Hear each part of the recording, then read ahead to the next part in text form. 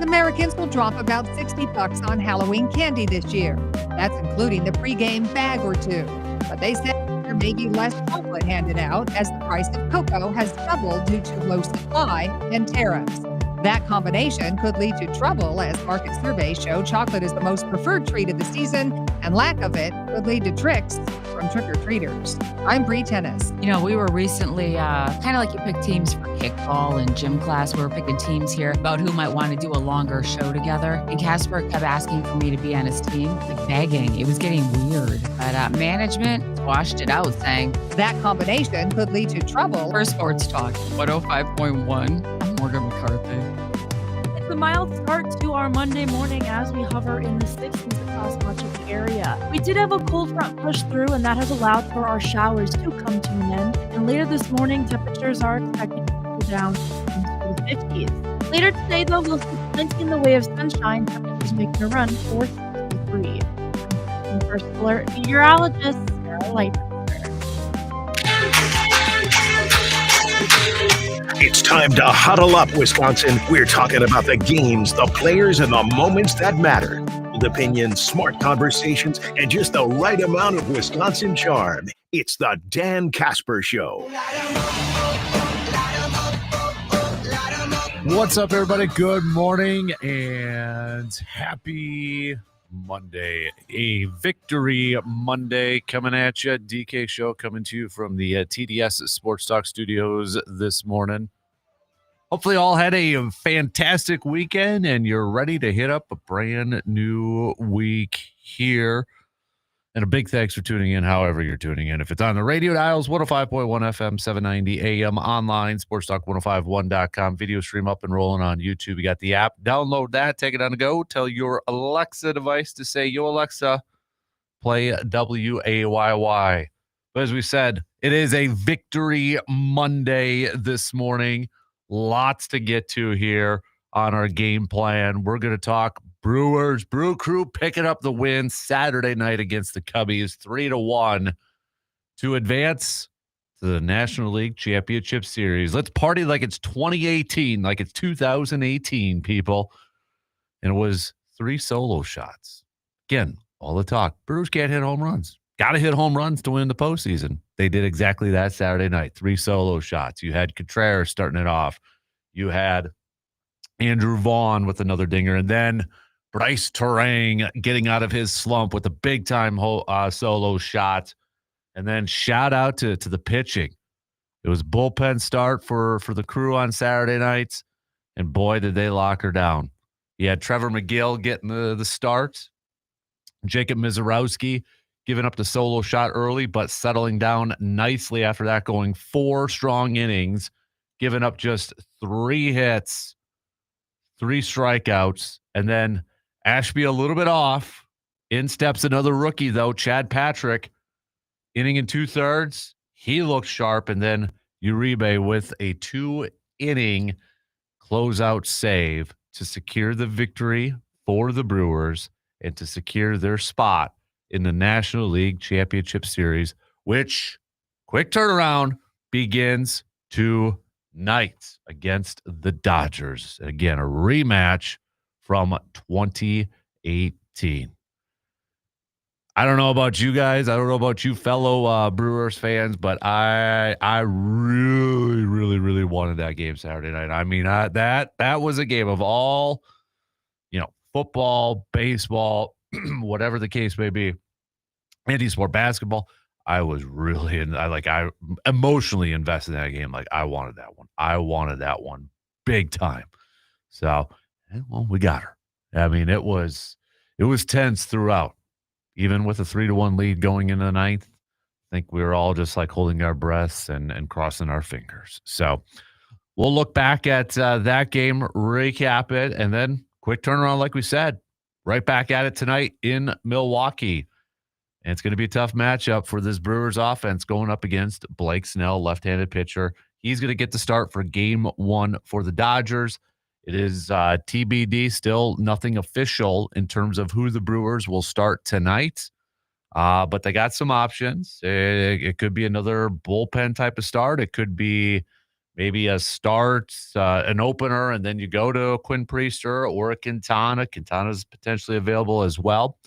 The NLCS roster is not out yet for the Brewers, but Pat Murphy talking a little bit yesterday to the media did acknowledge that for their pitchers, it might be adjusted a little bit and trying to get some guys that maybe can go a little bit deeper into games or some length. So maybe that means a Tobias Myers potentially now with the on the championship roster. So if that does happen to drop this morning, we'll get to it and such. But it kind of looks like, first of all, it sounds like Brandon Woodruff will not be on the roster. So any hope of Woody potentially being on this one is not going to happen.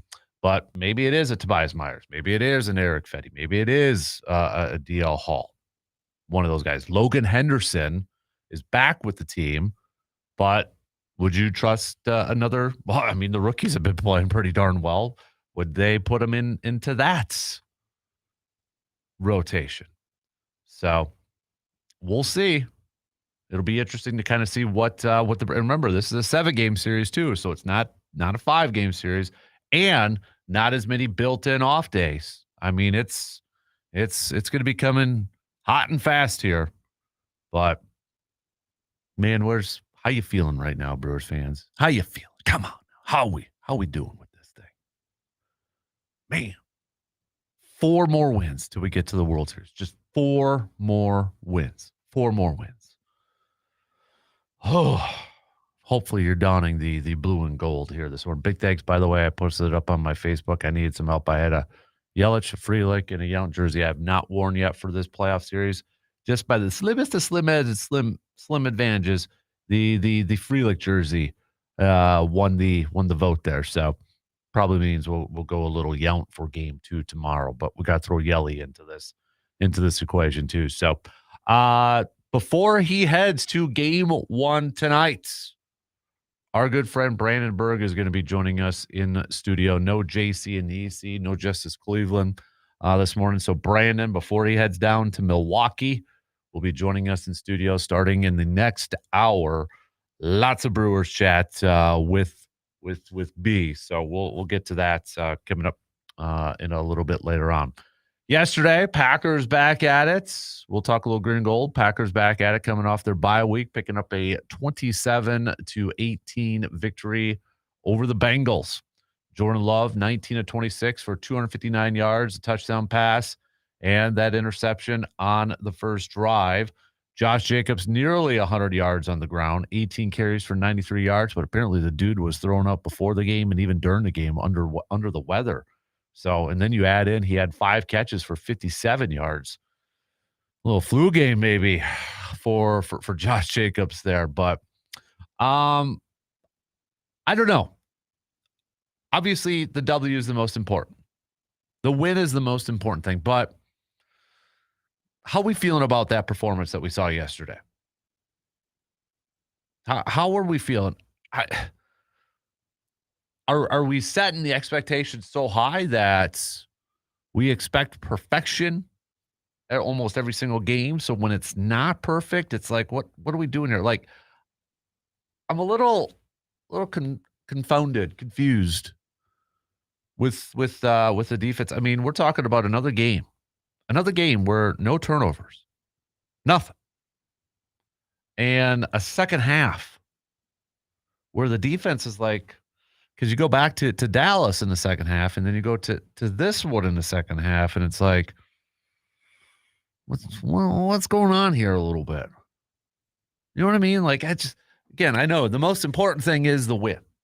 And with the Lions losing last night, the Packers are back up to first place in the division. But just, I don't know. It felt off yesterday. And I know leading up to it, I had it in my mind. I had my expectation. Like, I just wanted a dominating performance. Maybe I was wrong in wanting to see that, be happy with the win. Little left to be desired, I guess. But maybe I'm just being too harsh on it. But hey, Packers had a new kicker because McManus couldn't go. So Lucas Haversick going out there, and dude was 2 for 2 and made all of his extra points. Even hit a 43-yarder. So tip of the cap to him, no question about it. So Packers improving to 3-1-1 on the season. Although couple of injuries, Dontavian Wicks leaving with an ankle injury, Lucas Van Ness, the guy that the only sack in this game too, for crying out loud. He was Van Ness was the only one. Shortly after that, ended up being carted off with a foot injury. X-rays negative. Guess he's going to go undergo an MRI to see what's going on with him. So, but we'll definitely talk a little green and gold after this game, and now as the Packers will start to get ready for their matchup going up against the Arizona Cardinals this upcoming weekend. Embarrassing performance by the Wisconsin Badger football team on Saturday. I gotta ask Badger fans, is this the most? I know it's kind of a recency sort of thing, and it is pretty maybe pretty open ended or whatever. But I mean, is this got to be the most embarrassing performance game that you have seen from this Badger football team in how many years? I mean, for crying out loud, that was bad Saturday night. Luckily, we had a Brewer game on to divert our attention and such, but oh my goodness. What was that? That was as ugly, even more embarrassing, even worse than I think we all thought was going to happen in that game. 37-0. I mean, for crying out loud here. That was pathetic. Pathetic. And then, Penn State loses to Northwestern. We were just talking about it last week, talking about buyouts, and Franklin's buyout was like $50 million. And you're like, yeah, probably not. But then you lose to Northwestern. You lose 3 in a row. What does Penn State do? They fire James Franklin. James Franklin's out. He gone. So I'm sure you've got a lot of Badgers fans saying, hey, come on now. Something needs to be done here. Something different. We got to do something, especially when you look at Luke Fickell's comments after the game saying, he was asked if he's the right man for the job and such. And he's like, whoever doesn't want to be here or whoever's not getting the job done and such, it's they got to be gone. I'm like, dude, you maybe need to look in the mirror though, too. So I go through some more of the comments from Luke Fickell after that embarrassing performance Saturday night by the Badger football team. But hey, Indiana moving up to number 3. They took down Oregon. Hoosiers, Cignetti, that coach. Man, that dude's impressive. He is done with the Hoosiers the last couple of years. I don't know how this season's going to finish out and such, but what that guy has done in the last year and a half with this program has just been absolutely remarkable. Absolutely remarkable. Indiana's a basketball town, a basketball college, but in the last couple of years, it is straight up football for the Indiana Hoosiers. No question about it. Since Brandon will be joining us, we will do a local sports roundup. We have 8-player football brackets out. We're going to be entering the final week of the regular season for 11-player football. So we'll take a look at that. We have state golf starting today and a boatload of other local sports stuff to catch up on. So Brandon will help us break all that down coming up a little bit later on for our Carpet City Flooring Center local sports roundup. Since it is Monday, it is a I'm not saying, but I'm just saying. Fill in the blanks, best ones, appropriate ones I'll read on the air. I'm not saying blank, but I'm just saying blank. Also, it's the weekend hangover. What do you think was the best from the weekend? What do you think was the worst from the weekend? What was the highs from the weekend? What were the lows from the weekend? You can submit those along with your I'm not saying, I'm just saying by hitting us up with a quick text on that Shoe Doctors bullpen line at 715-830-1912. Again, 715-830-1912. Or you could comment on the YouTube video stream. That's your game plan for this morning. Let's pitter-patter. Let's get at her. Should we talk a little Brewers to open it up? Back to the NLCS for the first time since 2018. Christian Yelich's first season with the Brew Crew. Brewers getting it done with 3 solo home runs in Saturday night's game and some big-time pitching from some younger arms. Miz, Patrick, Uribe. Now sets up a showdown between high-priced teams versus low-priced teams. David versus Goliath, however you wanna phrase it. But it's setting it up right here, and it starts tonight in Milwaukee. So let's talk some Brewers to lead off things here this morning. Join in on the convo, all right? Hit me up with those texts or those comments on that video stream. I want to hear from you this morning. We'll take our first break, and then we'll get things going with the leadoff coming up after these quick words.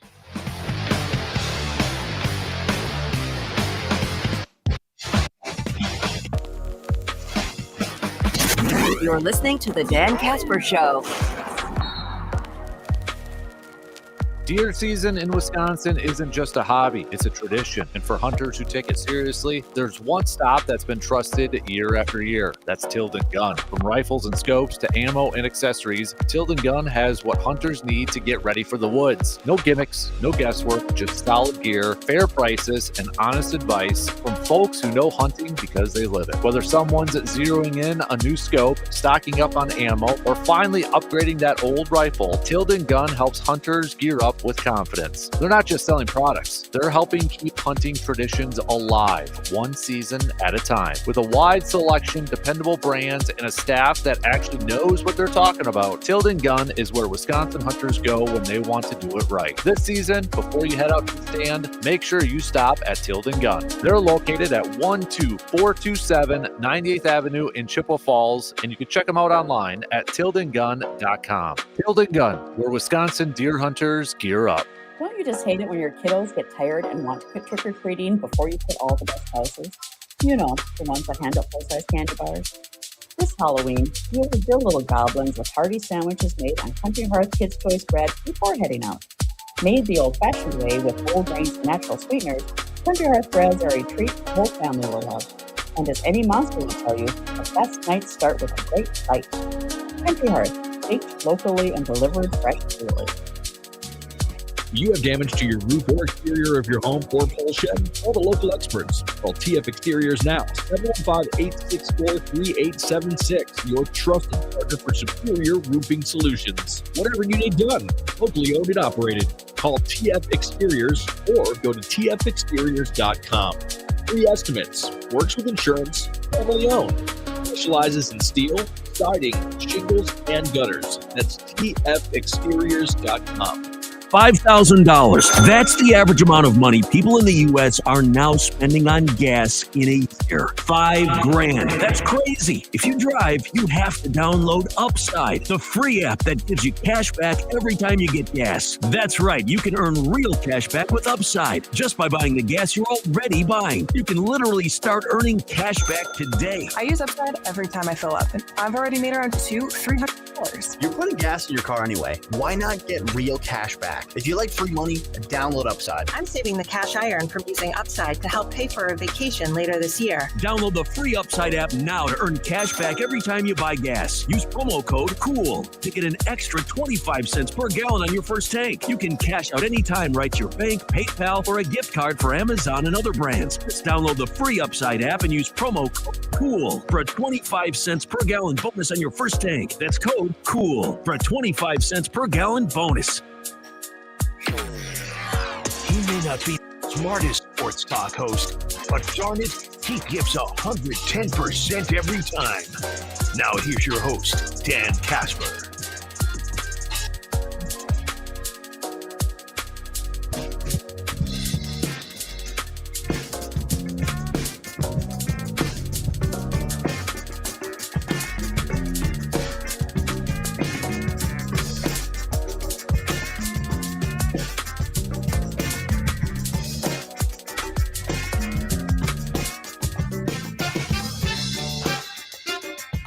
VFW Post 305 in Eau Claire is the place where good food, live music, and great times come together. From casual dinners with friends to packed nights with local bands, there's always something happening at VFW Post 305. The kitchen is serving up some delicious meals, the drinks are always cold, and the atmosphere is always welcoming. Whether it's a night out, a community event, or just a place to relax, VFW Post 305 has it all. Visit them today at 1300 Star Avenue in Eau Claire. And if maybe you're looking for a little Victory Monday breakfast, now you know where to go. You head over to our good friends at VFW Post 305, located on Star Avenue, all right? A little Victory breakfast, maybe some Victory coffee here this morning too. So, I could go for a good cup of Joe here. Lots of you already chiming in on that Shoe Doctors bullpen line with quick text. First of all, shout out if you had any luck, if you're out there and any of the kiddos had some luck with youth hunting this weekend, send those pictures up so we can post them up on our Facebook page and give those kiddos some shout outs or some little brag board stuff over there. So shout out Brandon. Brandon sent over a picture with his 11-year-old Braden with his first ever deer. So congratulations to Braden. And he's donning the Sports Talk hat. I like that. So, but send those on over and we'll post those up a little bit later on this morning. But yeah, man, a lot of you chiming in. I love this. Let's start off with the Hall of Famer. G-Man says, DK, Cubs lose. Way to go, Brewers. Now the Crew will take care of the Dodgers. And the Brewers will win the series in 5 games, and they will face the Mariners in World Series, and the Crew will win it all in 6 games. Euchre Magic will be with the Crew. You can double your 401k. It's been a while since I heard G-Man say double your 401k, so that gets you excited. You can double your 401k on this, Brewers fans. It's going to happen for the best fans in baseball, and our first World Series is in 2025. P.S. Way to go, Pack. P.S.S. I do have my Yelly jersey on. Now I'm jacked for tonight. Crew will win the game 6-2. Yes, sir.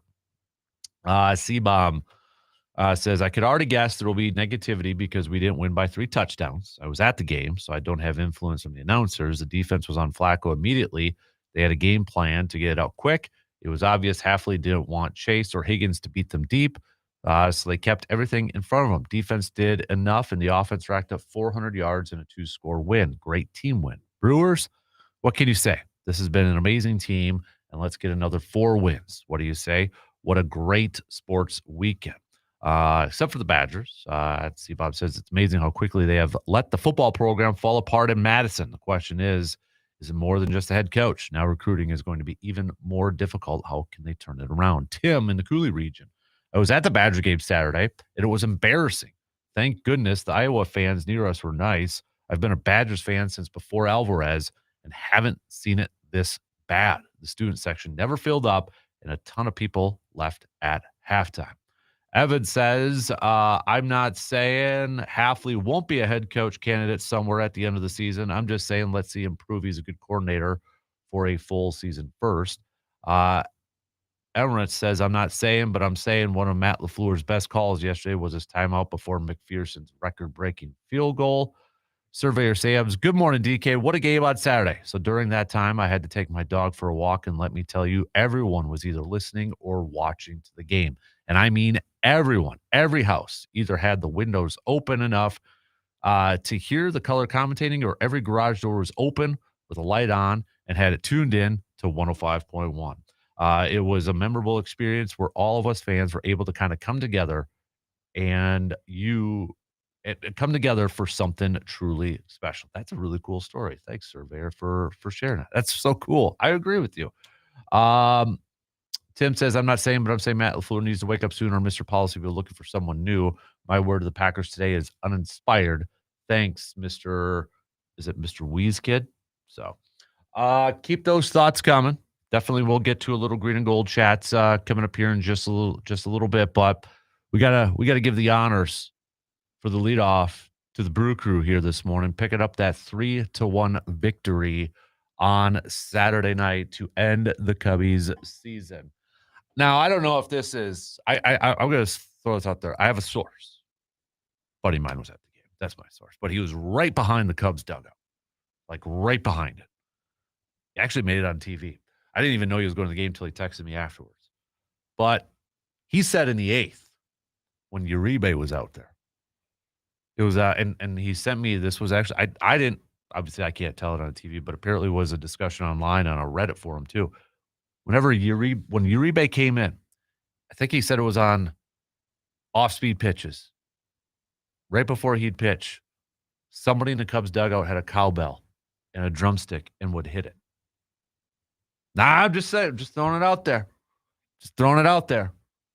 But there's multiple people saying this, so regardless, Brewers still won. So take that back to Wrigley Field, Cubs fans, if you're doing that kind of stuff. And no, he still shut you down. So Brewers picking up that 3-1 victory, thanks in part to 3 solo shots. Who says this Brewers team can't hit home runs, for crying out loud? 3 solo shots led the way, thanks to Contreras right away to lead it off. Then you had Andrew Vaughn with a solo shot. Then Bryce Terang getting out of his slump with a big-time shot later on in the game. And that was enough run support for the Brewers because the pitching staff was on. Trevor McGill getting the start. I thought that was a fantastic move. Our good buddy Jason had thrown out this possibility on Friday. Do you start Uribe? Well, kind of a little bit of a different route. You go McGill to start it off, trying to get through the first inning, unscathed, just kind of setting that tone early. I think that was such a smart move by Pat Murphy to start somebody like McGill, shut him down early, right? Shut him down early, get that crowd into it. McGill is an emotional guy too. You can see him coming off the hill after striking him out, yelling, pumping up the crowd. Get into that flow right away. That was such a smart move. It was only 11 pitches. But just to set that tone. And then the Miz comes in. Yeah, he gave up a solo shot right away to tie it up. And I know people were immediately questioning, why do you bring in Miz there? Keep McGill in there. But you know what? Miz settled down nicely. For that youngster. And did you notice too, like after, he really didn't kind of let the emotions fly out till his last time out there. A little bit more controlled, dialed back the four seam a little bit, but more controlling. He was in. You could just tell, right? I mean, the look on his face, his mannerisms. You could tell Mizorowski was in it. He was focused. He was dialed in. And the dude was awesome. 4 innings. Just 54 pitches, gave up that solo shot, 3 Ks, 3 total hits. Ashby comes in, looks a little off, right? Gets a big-time strikeout to Tucker, and Pat Murphy, not messing around, goes to the pen, but hands the ball off to another rookie. I thought maybe would they go to Mears in that situation, but he went to Patrick, and Chad Patrick was flipping awesome too. Inning and 2/3, not giving up a single hit. 3 strikeouts. And then Uribe, you're handing your ball off to your closer for 2 innings. Now, I don't know if this was part of his thinking too, to kind of hold on to Mears, but just in case Uribe was maybe a little bit off, then you could go to another high leverage guy like Nick Mears or another high leverage guy like Kading. Pat Murphy had those 2 guys in his back pocket just in case Uribe was a little off. Didn't matter. Uribe was on. Recording 6 outs. Giving up just 1 walk. No hits. I mean, this Brewers team came to play. These pitchers, how about these youngsters? Caleb, even, on the offensive side too, 2 hits from Caleb Durbin. He was on base 3 times when you include his walk. But I go back to Miz and Chad Patrick. Just phenomenal. Absolutely phenomenal from those 2 pitchers in that game. And that in a game 5, do or die situation. How they came in and and performed at that stage, at that level, was flippin' remarkable. Absolutely remarkable. And it was just this, and you look at the offensive guys like you mentioned, Durbin getting on base 3 times with 2 hits, but it's Vaughn with a solo shot. The guy who's maybe resurrecting his career right now. It was Contreras with a solo shot to lead things off. The guy that, pens that letter on the Players Tribune to kind of set the tone. And then a little bit of insurance run from Mr. Bryce Harang, who is having an absolutely fantastic season. Couldn't ask the script writers to write it even better for this performance yesterday. Couldn't. So now we get a rematch of 2018 for the NLCS. The Dodgers, the Brewers. Blake Snell is going to go on the mound for the Dodgers tonight. And let's not kid ourselves. This is going to be a huge test for this Brewers team. I mean, a lot of attention is going to be paid on the offense and such, but you look at the pitching matchups, it's going to be tough. It's going to be tough. Blake Snell this year, 5-4, 2.35 ERA. Lefty on the mound. Brewers offense is going to have to be ready.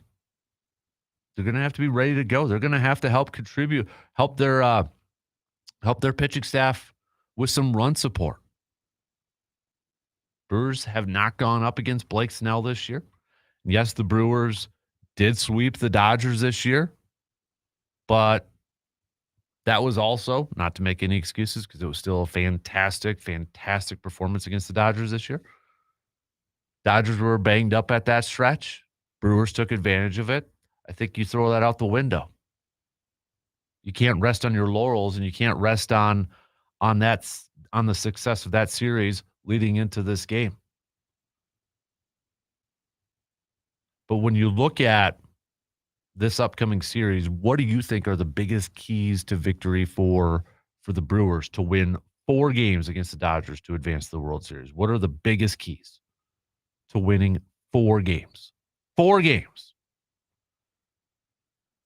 And you look at what Snell has been doing lately here too. I mean, since the 10th, September 10th, this is a game against the Rockies, 6 innings, 11 Ks, no earned runs. Phillies on the 17th, 7 innings, 2 hits, 12 Ks, no earned runs. Diamondbacks, 6 innings, 5 hits, 1 earned run, 5 Ks.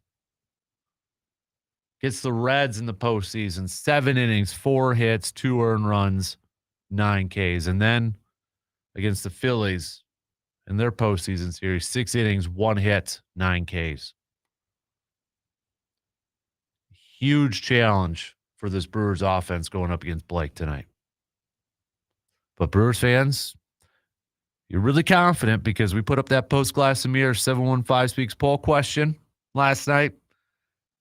And I'll just say you're very, very, very, very, very confident in a Brewers win. Now, I don't know if that's picking with the head or picking with the heart, but let's just say you're super confident. All right. Where's the vibe check, Brewers fans? Plenty more Brewers chat coming up throughout this whole morning. I need a vibe check. Okay, 1 through 10. You know the drill. Send me how you're feeling. How you feeling about not only this game, but this series. And your thoughts back to Saturday night's game. We'll take a quick break, and then we'll be back after these few words.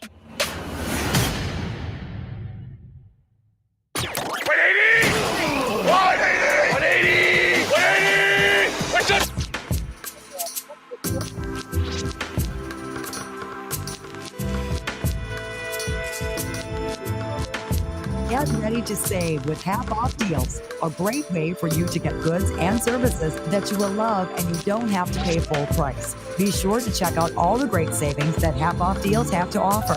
There's something for everyone, so be sure to see for yourself. Be ready with your credit or debit card and get ready to save.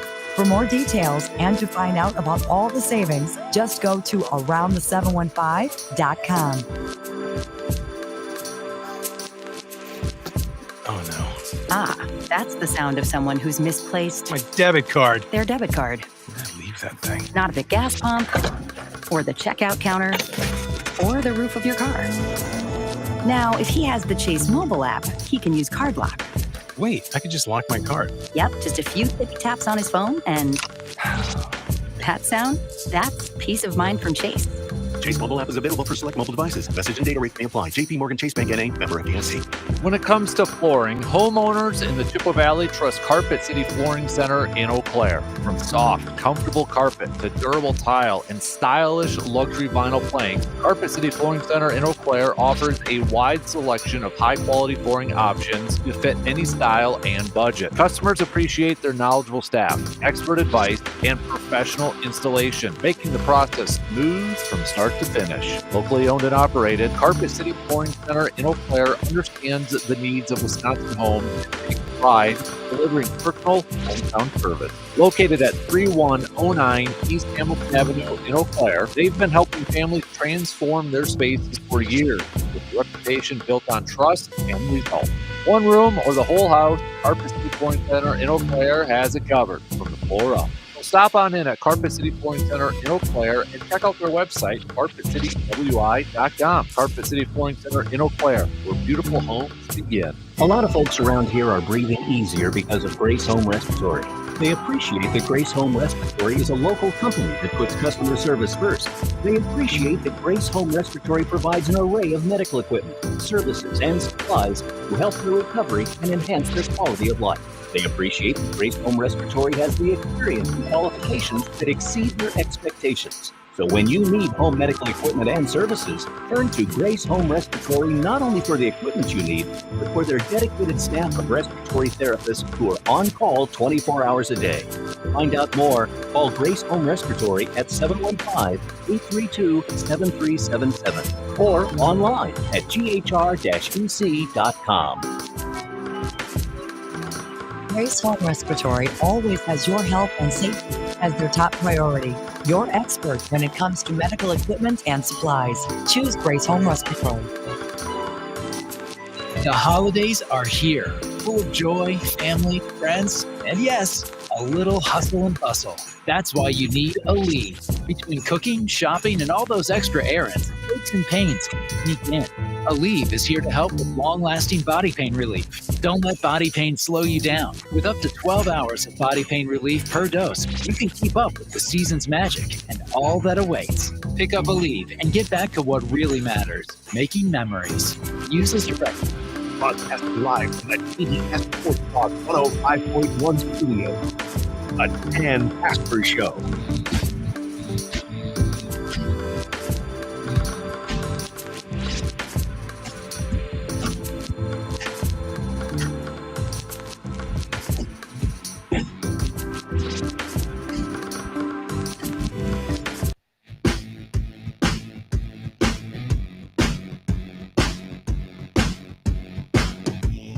When it comes to flooring, homeowners in the Chippewa Valley trust Carpet City Flooring Center in Eau Claire. From soft, comfortable carpet to durable tile, stylish luxury vinyl planks, Carpet City Flooring Center offers a wide selection of high-quality flooring options to fit any style and budget. Locally owned and operated, Carpet City Flooring Center understands the needs of Wisconsin homes and takes pride in delivering personal and hometown service.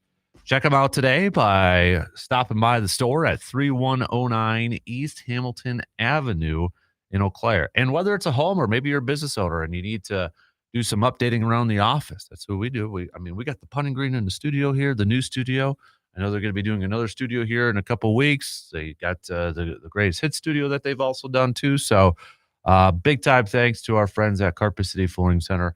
I do have the putter. Been doing a little putting in between between breaks and such, trying to work on the short game here this winter. Hopefully, I could be a better putter now because of our good friends at Carpet City Flooring Center.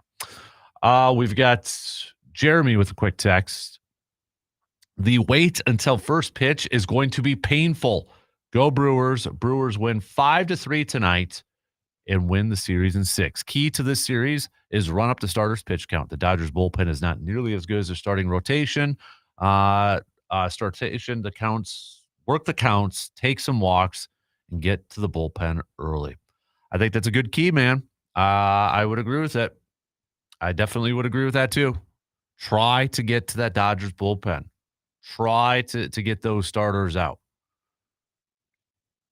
Now, it'll be difficult probably to take some walks if, like Blake Snell and such are going to be on and just peltering that strike zone and such. But, yeah, if these Brewers hitters can be aggressive and rack up those pitch counts, that would be huge. And I think that's a big-time key to victory. I would agree with you, Jeremy, no question about it. And I think, obviously, too, when you look at it, Brewers pitching as well. Whoever it's going to be tonight, whoever it's going to be going forward, Freddie Peralta is going to get starting game 2. But we're going to need performances like we saw on Saturday night. Whoever's number is called, they're going to have to go up there and step up and pitch like they've never pitched before in a lot of instances. We know how deep this lineup is, this offensive lineup is for the Dodgers. We know this. They know this. I mean, they went up against it 6 times this year. They're very familiar with it. So these Brewers pitchers, whether it's going to be an opener again or whether it's going to be a typical starter, they're going to have to be on. Everybody's going to have to be on. Every single pitcher is going to have to be on. Odds are we're going to have some hiccups with some guys. Obviously, we would love to see every Brewers pitcher just like strike out or get everybody out and not allow a single run. That's not going to happen. But that number is going to have to be called again for the youngsters of a Miz, of a Patrick, of a Uribe.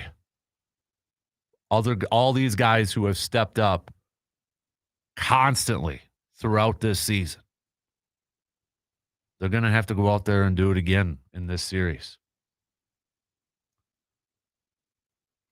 Seabob says, Saturday night was amazing. How can you not love October baseball? Sitting on the edge of your seat for every single pitch. As far as the temperature check for this series, I'm at about a 5 or 6, to be honest with you. As I just said, October baseball is a different animal. Dodgers lineup is brutal. Ohtani, Betts, Freeman, Edman, they just keep coming at you. We need our pitching to be on. Maybe, I think for baseball, it's kind of hard. And I know I'm guilty of asking this quite a bit when we get to, games and such. Give me a key player. And that baseball, I mean, especially in this series, it's and this team in particular with the Brewers, it's not just one. It's not one. It's every player. Everybody needs to step up and contribute. Every player. Look at this team overall throughout this season. They're here because of a collection of average Joes performing at a high level. It hasn't been led by a couple of high-priced players. It hasn't been led by a ton of all-stars.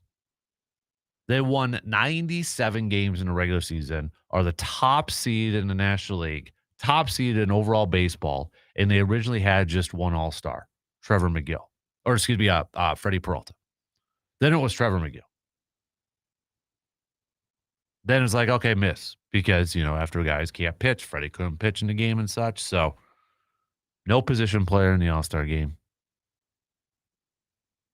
This has been a this is a team. And I don't know if anybody caught it. I think it was in the 9th inning. If you're watching on the telecast.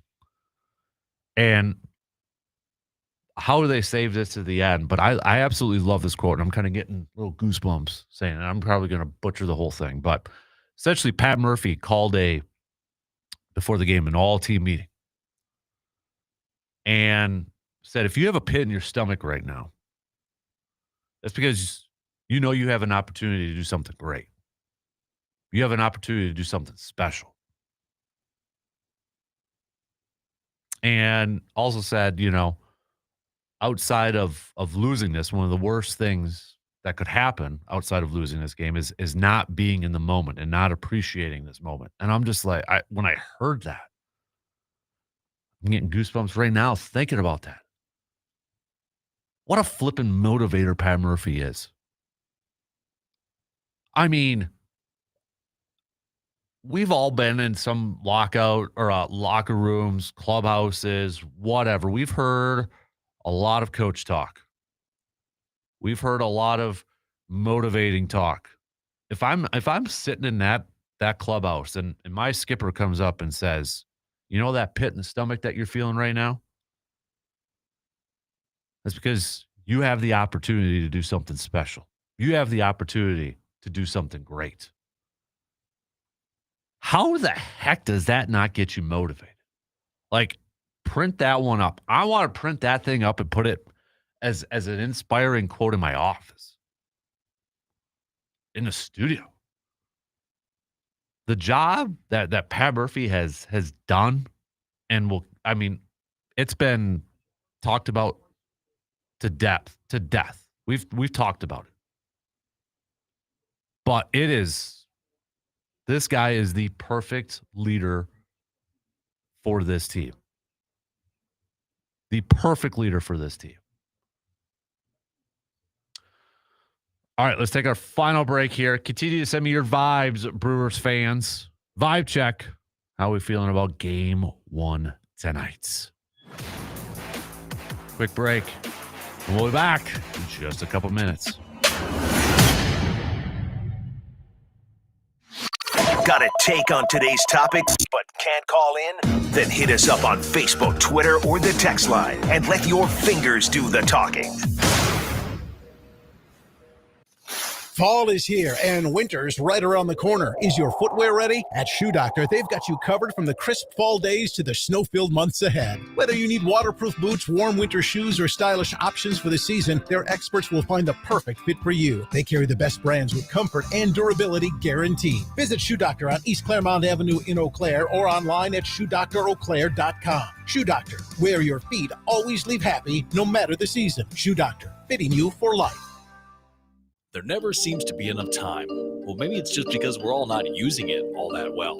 I'm Field Tripper, host of Inside the 715. And on the podcast this week, we talk once again with Lauren Otto, and we talk about time management, especially if you're an entrepreneur or a business owner. Ways to maximize your efficiency and ways to maximize your time so that you can have more time to yourself to do the things you really love. That's this week on Inside the 715. Find it at AroundThe715.com, the Around the 715 app, or anywhere you get your podcasts.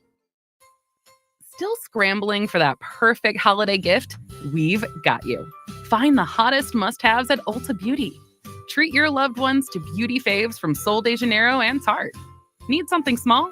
Little gifts that bring big joy from Clinique and Benefit, plus fragrance rollerballs make the perfect stocking stuffers. Or gift them exactly what they want for the gift. Get all the best gifts, all at Ulta Beauty. Don't wait. Head in store today. Josh Smith here with Union Trailer and Power Equipment, where big brands meet small town service and the deals. They're hotter than a summer hayfield. Right now, you can score 0% financing on the toughest equipment in the game, and we're talking the best of the best. First up, Mahindra tractors, built like a tank, ready for any job, and now 0% for 84 months, plus $2,000 off on select models. That's right, Mahindra is outworking the field. Need that clean professional cut? Roll out with an Aaron's or Gravely zero-turn mower. 0% for 48 months on machines built for the long haul. Got big jobs? Let's move some dirt with Whacker, Noisen, skid steers, or wheel loaders. And 0% for 60 months and built to hustle. When power meets performance, it's got to be Whacker, Noisen. And hey, we've got a massive trailer selection and all the steel handheld power equipment you need to finish strong. Don't miss out. Swing by Union Trailer Power Equipment today or check us out online. Aaron's, Gravely, Mahindra, Whacker, Noisen. The names you trust, the deals you deserve. Union Trailer and Power Equipment, where quality meets the road. Union Trailer Sales. The holidays are here, full of joy, family, friends, and yes, a little hustle and bustle. That's why you need Aleve. Between cooking, shopping, and all those extra errands, aches and pains can sneak in. Aleve is here to help with long-lasting body pain relief. Don't let body pain slow you down. With up to 12 hours of body pain relief per dose, you can keep up with the season's magic and all that awaits. Pick up Aleve and get back to what really matters, making memories. Use as directed. More than the scores. More than the news. It's Sports Out the Squeaker. The Dan Kasper Show.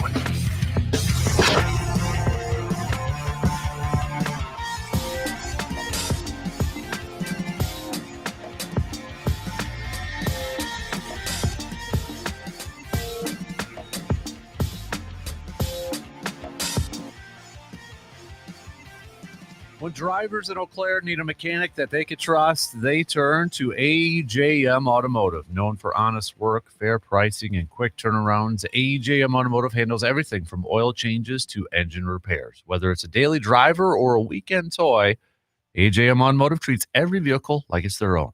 Full service, expert technicians, and a reputation built on integrity. That's AJM Automotive. Give them a call today to set up your appointment, 715-835-9523. Don't forget, too, they also, if you need some new tires, they can help you out over there, too. Getting ready for winter season coming up here. Who knows when it's going to start? Could happen just like that. It is Wisconsin. We've seen it before.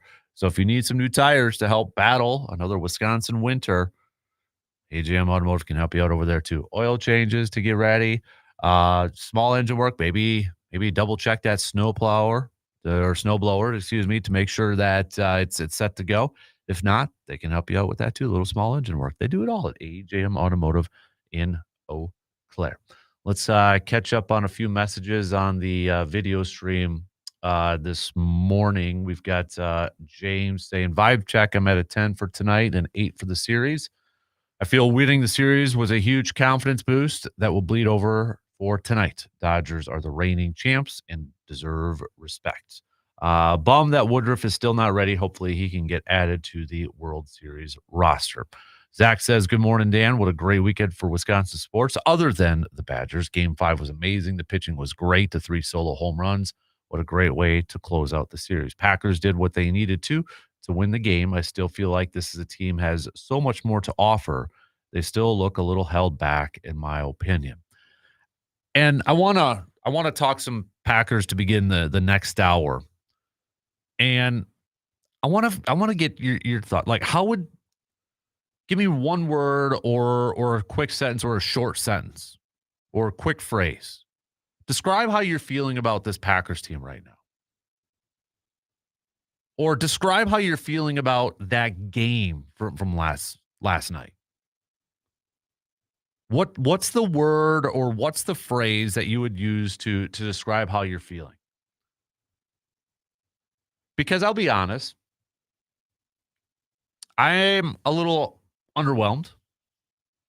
And maybe it's just me that I had set the bar so high for this game. Like, I just wanted pure domination, and maybe that's my own fault. I know it's the NFL, and you got it. It's another team. It's not like the Bengals were just going to roll over and say, "Hey, beat us to a pulp," and go out there and win by 40. I wanted a pure domination game from Green Bay. We didn't get that. And not in my opinion. So maybe it leaves a little bit of a sour taste in your mouth. Ultimately, the only thing that matters from this thing is a win. But I'm a little a little left to be desired, maybe. Maybe I'm being too hard. I don't know. But give me a word, give me a phrase, how you would describe yourself after that game yesterday against the Bengals. I want to talk a little bit about that in that game coming up in the next hour or such. Continue to send me your vibes when it comes to the Brew Crew. How you feeling about tonight's game? I'll just say in our poll so far, 100% of you have picked the Brewers to win tonight. Again, I don't know if that's I have a feeling the majority is voting based off the heart, maybe not necessarily the mind, but hey, who knows? Why not? Why not vote from the heart? But if you have not voted in that poll, it is up on our on the Sports Talk 105.1 Facebook page as part of our 715 Speaks poll question, brought to you by Post Glass and Mirror. So, we got let's do a couple more texts here before the top of the hour wraps up. B's mom, can you believe it? Brew Crew win, Pack win. You said it, Badgers pathetic. Vibes for tonight, nervous, but in a good way. Brandon, bring back a win. Sporting Yelly today. Need him to get going. Let's go. C-Bob says, I would love to see the Brewers sweep the Dodgers, giving up only 3 hits in each game. Each to River Falls native Alex Call. It'll be cool to see a small-town local kid on the big stage. Tim says uninspired is the best word I can use. Thanks, Mr. Weeze Kid. Talking about the Pack. So continue to send those on over. Text it, or you can join in on the YouTube stream. We'll get back to more of that. Also, don't forget, it is a weekend hangover. Since it's Monday morning, what was the best? What was the worst? What was the highs? What were the lows from the weekend? Doesn't necessarily have to be Badger, Packer, Brewer. It could be another team, another athlete, another thing. Send those on over. It is also, I'm not saying, but I'm just saying, a big thanks to a lot of you already who texted in your I'm not saying, but I'm just saying quotes, fill in the blanks. I'm not saying blank, but I'm just saying blank. Best ones, appropriate ones, I'll read off on the air. So continue to send those throughout the morning if you want. So we will do a local sports roundup, brought to you by our good friends from Carpet City Flooring Center. Brandon is going to be joining us towards the bottom of the 7 o'clock hour before he heads to Milwaukee for game 1 between the Brewers and the Dodgers tonight. So we'll do that. I know the 8-player football brackets are out, so we'll take a look at that. Got the last week of the regular season for 11-player football. We got state golf starting today. Lots to catch up on for our local sports roundup, brought to you by our good friends from Carpet City Flooring Center. So we'll get to that coming up a little bit later on. So, oh yeah, Brandon's actually going to be joining us here in just past the top of the hour. How about that? Guy must be excited for the game coming up here. So, all right, 1 in, 3 more to go. Let's get the coffee brewing. Maybe you don't need all that caffeine. Maybe you're already jacked up. Either way, we got some news updates, and we'll be back here in just a couple minutes. WAYY Eau Claire, W286CK Eau Claire, Sports Talk 105.1 and 7 p.m. From the 715 Newsroom, it's your news done typically with Morgan McCarthy. Well, good morning. Here's what we're learning today. As we come out of our weekend and plug into a new week, headlines put us local. And you may have heard sirens yesterday in Eau Claire. Firefighters dispatched to the scene of a fire that started yesterday morning, and flames ignited an attached garage on a home in the Shorewood Heights Parkway area. 5 people at the home were all able to get out without injury. No word yet on the cause of the fire, though damage estimates are creeping into the $200,000 range. From the courts, a 2023 robbery has a recent update. Sentencing now pending for an Eau Claire County man convicted in connection with an armed robbery. As 27-year-old Maxwell Lubick robbed an Eau Claire credit union in 2023, recently convicted on charges in the case. Just a heads up, no mail today. The federal holiday known as Columbus Day or Indigenous Peoples Day in some areas is being celebrated. Here in Wisconsin, you'll find federal offices closed, most other government offices open. Post offices, though, again, not delivering today. Most banks will be open. It's kind of that maybe, maybe not thing. But since 2019, here in our state, we've recognized today as Indigenous Peoples Day. I'll see you next time. If you have a Glazers in your hand, a roller dog on your mind, and a Nature's Touch beverage in the cup holder, We'll take a quick peek at Quick Trip, now one of the best at making you happy. The American Customer Satisfaction Index ranked the Wisconsin convenience store brand at number 1 in customer satisfaction. That means a score of 84 on the fridge, which is 2 points higher than Wawa or Sheetz, and they tied with a score of 82. The report says Quick Trip's commitment to building a positive culture and catering to a wide range of preferences brought that score up. Usually pretty solidly clean bathrooms at Quick Trip too, right? That matters. That's a thing. And trick or treat, it ain't cheap. The cost of Halloween candy has gone in one direction this year, and I bet you know which one. The National Retail Federation says Americans will drop about $60 on Halloween candy this year. That's including the pregame bag or two. But they say there may be less chocolate handed out as the price of cocoa has doubled due to low supply and tariffs. That combination could lead to trouble as market surveys show chocolate is the most preferred treat of the season, and lack of it could lead to tricks from trick-or-treaters. I'm Bree Tennis. You know, we were recently kind of like you picked teams for kickball and gym class. We were picking teams here about who might want to do a longer show together. And Kasper kept asking for me to be on his team, begging. It was getting weird. But management washed it out, saying that combination could lead to trouble. For Sports Talk, 105.1, Morgan McCarthy. A mild start to our Monday morning as we hover in the 60s across the area. We did have a cold front push through, and that has allowed for our showers to come to an end. And later this morning, temperatures are expected to cool down into the 50s. Later today, though, we'll see plenty in the way of sunshine, temperatures making a run for 63. I'm 13 First Solar meteorologist Sarah Lightfoot. From the first whistle to the final buzzer, from the locker room to the deer stand, it's Sports Wisconsin style. This is the Dan Kasper Show, your home for hard-hitting takes, in-depth conversations, and some fun along the way. Second hour kicked off right now on the Victory Monday coming at you. Gotta change the there we go. A little bit better there. I got adjust the lights during the break.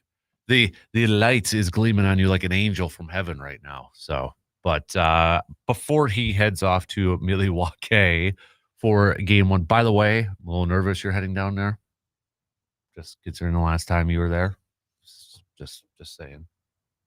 You know, you could talk. I got your mic up if you want. So, well, that's how you welcome me. Yeah. Good morning, Brandon. Thanks for coming in on a Monday. Thanks for coming in. I'm not exactly happy you're here, but you know. Good to see you too, Dan. Yeah. Well, to be fair, you did pick the Cubs to win this. I did. So, but pleasantly surprised. Oh yeah, always happy to be wrong. We're gonna talk some. I want to sit you in a little bit early. We're gonna talk some Brewers to lead it off. Definitely want to talk some Packers, just because I want a vibe check from Packers fans of that performance from yesterday. It was a win and such, but I feel like maybe a little bit of a sour taste, a little left to be desired and such. So continue to send me your thoughts on that, your text on that, or comment on the video stream if you'd like. But hey, they got her done, man. How pumped were you Saturday nights? I mean, obviously very is kind of an understatement, but it's just kind of I don't know, like all day Saturday, like it was weird because like I wasn't really nervous or anxious. I think at that point, you know, we had talked about it kind of ad nauseum on Friday, but it kind of got to the point where I'm like, well, this goes one of two ways. And obviously it's either they win or they lose, but it's like kind of the fallout of whether you win or lose. You win, okay, you're moving on. You got a chance to go to the World Series. Obviously you knew it was the Dodgers, like, or you lose and, you know, maybe the season just ultimately wasn't what we thought it was. Yep. And they were never trailing in that game, but to me, it just kind of felt like the first time I was kind of like, okay, like this could be happening was the Chad Patrick appearance. Mm-hmm. You know, he comes in, gets a couple strikeouts, like gets out of a jam. And that at that point, it's kind of like, okay, like it kind of, to me, that almost felt like a bit of a tone setter because the game was already, you know, half over. But like that just kind of felt like the moment where it was like, oh, okay, like this is developing, I think, the way they wanted it to. Mm-hmm. Then trying, you know, coming through with the, you know, the big solo shot, just give a little bit of breathing room. And, you know, it seemed like the script probably played out the way Pat Murphy was hoping. Right. And a lot of that goes, you know, credit goes to Mizrowski and Chad Patrick in the middle innings. Right. I mean, that's nearly 6 innings from two rookies, two guys that weren't on this team on opening day. Right. Or Patrick, I forget if Patrick was, but he wasn't or Mhm. whatever it was. But like, just two people that, you weren't sure, especially on the Chad Patrick end. I mean, Right. that you weren't expecting back in March that in October they would be playing a significant role. Mhm. I look at this series, or I look at that game, excuse me, and what you mentioned there, even Patrick coming in a tight situation. I mean, Ashby getting with the huge strikeout of Tucker. I mean, that was a big one, but then coming in to hand the ball off to a youngster who has been pitching well in this postseason, but in that spot, I mean, Right. And to come out. and the pitch to get out of it, like, I don't use this word often, but it was literally the perfect pitch. Yeah. The cutter on the outside edge. Like that's Mhm. in that spot to be able to, rip that pitch off where, I mean, that's just one of those where if you're a hitter, you're probably not going to swing because it's probably going to look like it's a little outside, but, Right. He hit the edge, like, Right. and he got the call. So, Chad Patrick is, one of those guys that, last week of the regular season, he kind of came back up because he was with the team. Obviously, we know for a lot of the year. Then he went back down just because of a depth thing because they just Mhm. had so many pitchers. Right. And you kind of know, like, okay, well, your time might be coming again. There was some stuff he's been working on, and he's been just excellent. Mhm. Yeah, and I mean, the Miz too, let's talk a little bit about him and his we all knew he was going to be in this game. It just kind of depended on when he was gonna come in and such, and I think it was pretty evident. He took a little bit off, a little bit, but the control was there too, right? I mean, when you say it's a little bit off, he was still hitting triple digits Right. and such, but it felt like his control was there, and just he looked more how do I want to say this? Like he looked more dialed in, like just from we know he's a very emotional Right. Yeah. pitcher. Like you could tell he was still emotional, but it wasn't quite as emotional, probably, as, Mhm. what we saw in his first appearance in the series. Right. And I don't know if that's because he knew, hey, I'm going to be in here for a few innings. Got to kind of harness that and channel that. And finally, I think it was his last time out there. He showed a little bit more emotion I and mean, I such. think But we probably knew. But yeah, but I mean, you look at him in that performance. Now that's 2 games. Yeah. That's what, 7 innings, 1 run. Yeah. And to give up that home run right away and then to settle in the way he did, I think says a lot. Mm-hmm. Because I mean, right now he is still a guy that, the emotions run hot with him. So you kind of want to see in those spots when something like that happens, how does somebody respond? And obviously, encouraging to see how he responded with how the last, 12 outs went. Right. So that game was just almost, it was like it fit every narrative perfectly for the Brewers. I felt like 2 rookie pitchers leading the charge. And then for a team, they can't hit home runs. They won by 3 solo home runs in this game by Andrew Vaughn, who, was like, who? You never knew who he was before. Contreras, who's kind of, I feel like, been the postseason leader so far. And then Bryce Terang with his season, just to kind of, it just encapsulate, I think, a lot of things that we've seen from this Brewers team this year. And I thought it was really smart. I know we kind of talked about it a little bit Friday because I think our friend Jason was the one who said, do you start Uribe in the game? Went a little bit different approach. What with McGill? Yeah, but it was kind of the same thought process. Right. Which, as important as the first inning was, like, is it something to do? And I think that ended up being, well, one, very clairvoyant on Jason's end, but also just, I think, really important just to start that way. Mm-hmm. Be able to get a scoreless inning there. And I think that just kind of helped, settle in a little bit. Mm-hmm. Setting that tone, but like also we know McGill's a very emotional guy too. Right. To go out there 11 pitches, get it out, and then fire up everybody just to kind of like, all right, here we go. And it almost felt like for the first time since he's gotten back off the injury list, like that was Trevor McGill. Yeah. Like the first couple starts, you're just not sure. Okay, well, how's the velocity going to look like?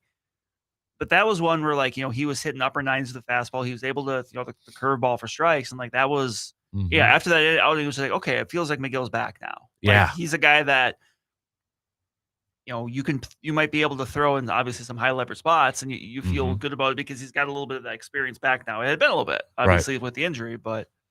Right. Yeah. I mean, that was a game on Saturday that I can't remember. I mean, it's been a while where I was just like from start to finish. I was so tuned. Like I wanted that game so bad. Obviously, it's a do or die, but it's like you're living and breathing on almost every pitch. Right.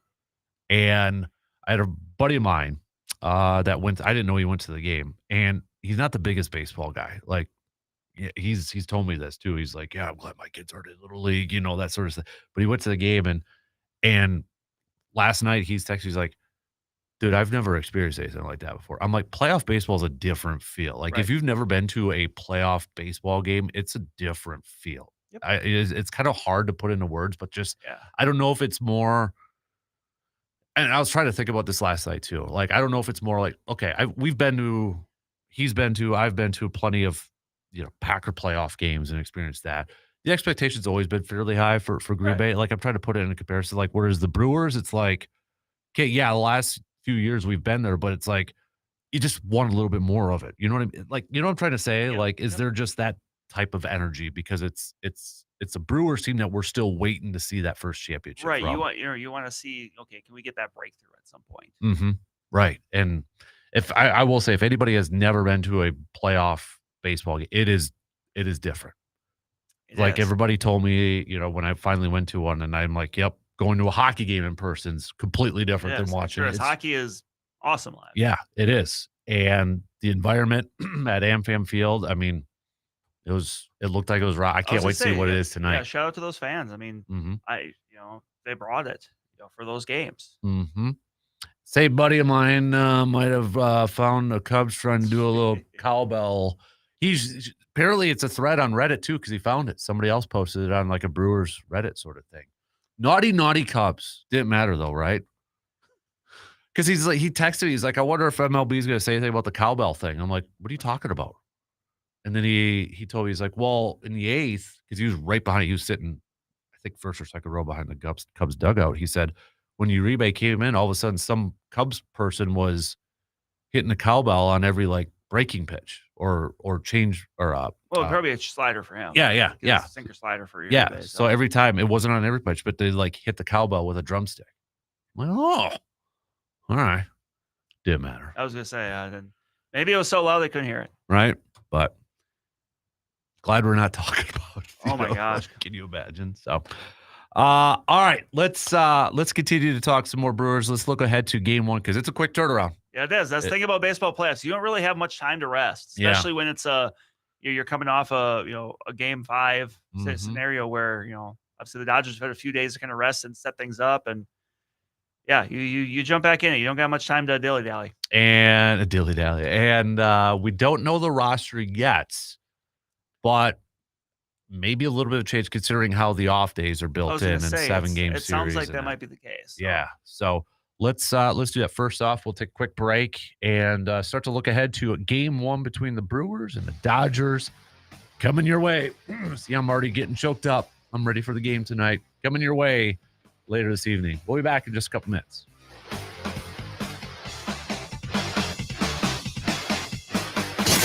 You're listening to the Dan Kasper Show.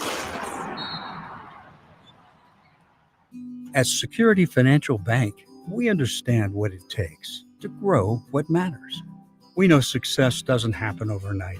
It takes honest work, day in and day out.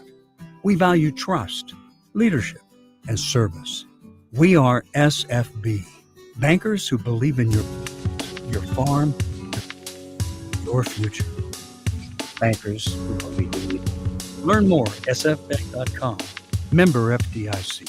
Save big money on your next project now at Menards. Get ready for the winter and keep your equipment protected with Shelter Logic Storage Solutions. We carry durable steel frame shelters and garages to fit your needs. They offer quick installation to store vehicles, boats, and yard equipment with easy drive-in access. Save big money on all outdoor storage and check out more great deals happening now in our weekly flyer on Menards.com. Save big money at Menards. $5,000. That's the average amount of money people in the U.S. are now spending on gas in a year. $5,000. That's crazy. If you drive, you have to download Upside, the free app that gives you cash back every time you get gas. That's right. You can earn real cash back with Upside just by buying the gas you're already buying. You can literally start earning cash back today. I use Upside every time I fill up, and I've already made around $300. You're putting gas in your car anyway. Why not get real cash back? If you like free money, download Upside. I'm saving the cash I earn from using Upside to help pay for a vacation later this year. Download the free Upside app now to earn cash back every time you buy gas. Use promo code COOL to get an extra 25 cents per gallon on your first tank. You can cash out anytime right to your bank, PayPal, or a gift card for Amazon and other brands. Just download the free Upside app and use promo code COOL for a 25 cents per gallon bonus on your first tank. That's code COOL for a 25 cents per gallon bonus. The latest sports news, scores, opinion, and commentary. If that's not enough, you should seek professional help. The Dan Kasper Show.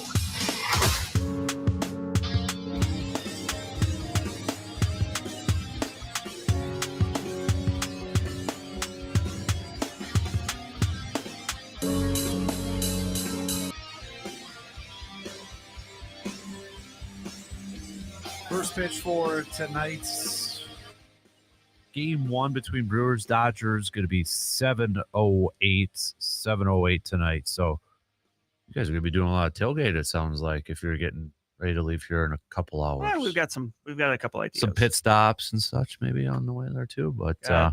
nice. So yeah, bring back a W, Brandon, because C-Bomb's already I threatening was gonna you. say bring back one or don't come back at all, right?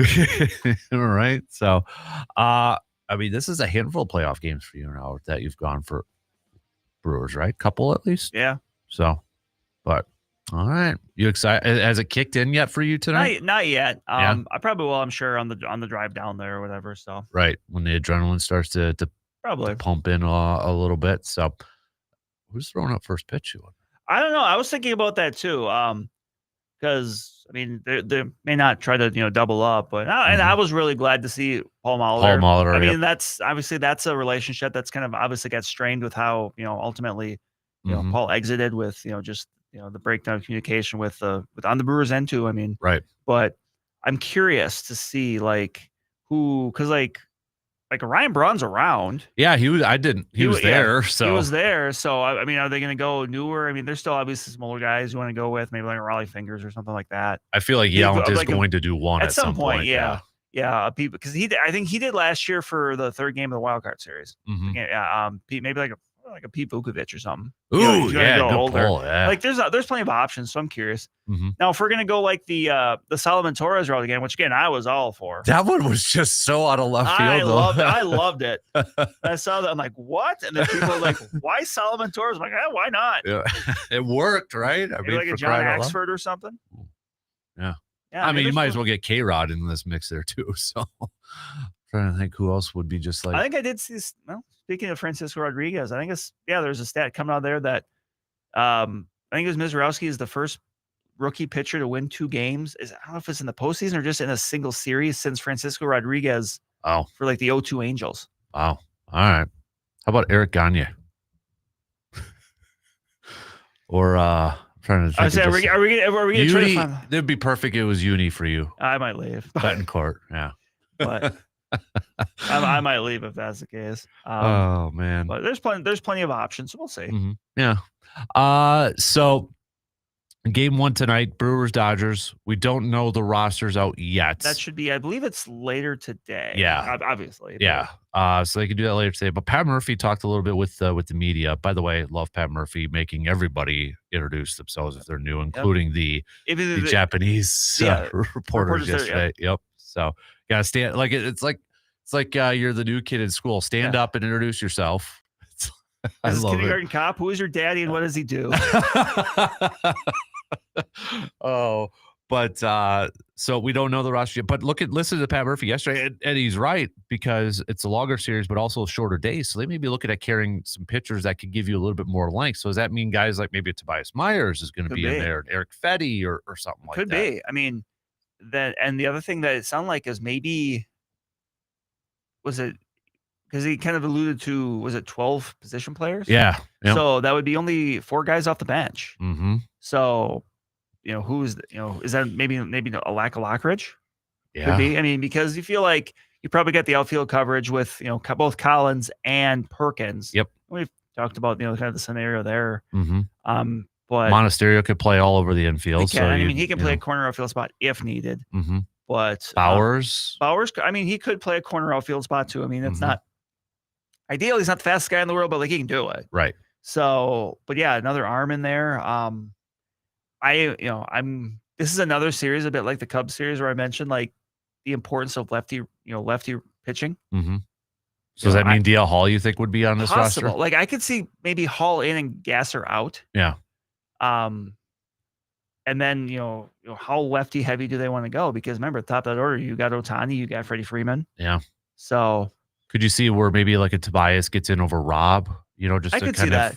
sub again, him another out. guy that, pitched really well as a reliever and, can give you multiple innings. And he has playoff experience. And remember, he pitched game 3 of the wild card round last year, pitched very well. Right. So, but yeah, because right now, we know Freddie Peralta starting game 2. Yep. Pat Murphy mentioned Quinn Priester and Jose Quintana, and maybe the possibility of a bullpen game. We'll see there. But so if it's Quintana, why don't they just come out and say Quintana? Is it just gamesmanship at this point? Maybe part of it. Maybe they're still going over their options.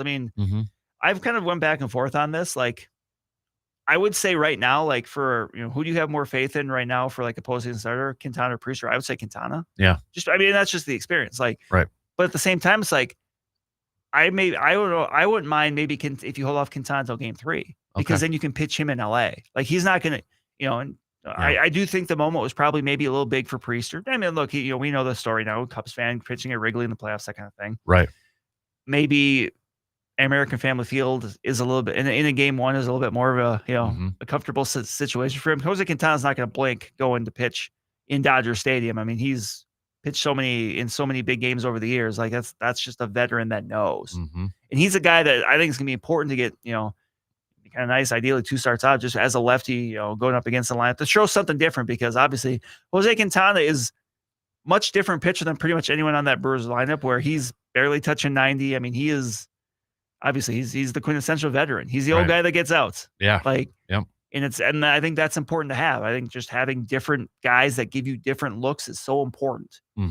And he's a guy that this is what you brought him in here for. Right. So could you see then, would it be, because I agree with you, if you do like a bullpen or something like that, you'd almost want to do it at home to have that home environment a little bit. Right. If that's something you do, maybe this is the game to do it, or maybe you do start. DL Hall, it's a bit of a leap of faith because he hasn't pitched.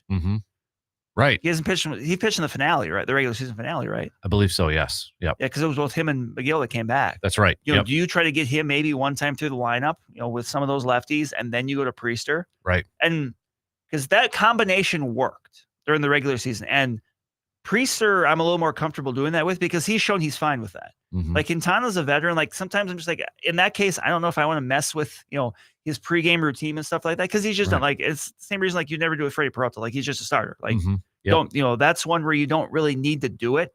Right. So, but maybe tonight that's where you do it, where you try to get, DL Hall one time through, or at least, depending on the lineup, through a certain point where maybe there's like 4 of the first 7 are lefties or something like that. Right. But, maybe that's the case. And he would be maybe, I think the guy to do it because Ashby, I think I'd rather just see him be more of the middle reliever, matchup lefty guy than, the opener. Right. At this point too, I would feel like Chad Patrick's probably just settled into that relief guy. He might, he might be just kind of like the guy the fireman, the guy that has to come in and put out the fire. Yeah, I thought that game on Saturday, Murphy did a fantastic job with the pitching. Like, because I'm sitting there thinking, like, okay, who's going to come in after Miz? Like, I'm doing it in my head. I'm like, okay, maybe the 7th is Ashby, 8. Just trying to do the math in my head. And Ashby came in, and you could tell he's a little off. Got the huge strikeout from Tucker, but not messing around. Goes to Patrick. Patrick was amazing, and then giving the ball to Uribe for 2 innings. Right. And Uribe hadn't pitched very much. So like he had it in him. I think if they were just kind of planning it out beforehand, like, okay, we're going to start with McGill, ideal, best case scenario, McGill gets through 1, Mizorowski, best case scenario 4. Yep.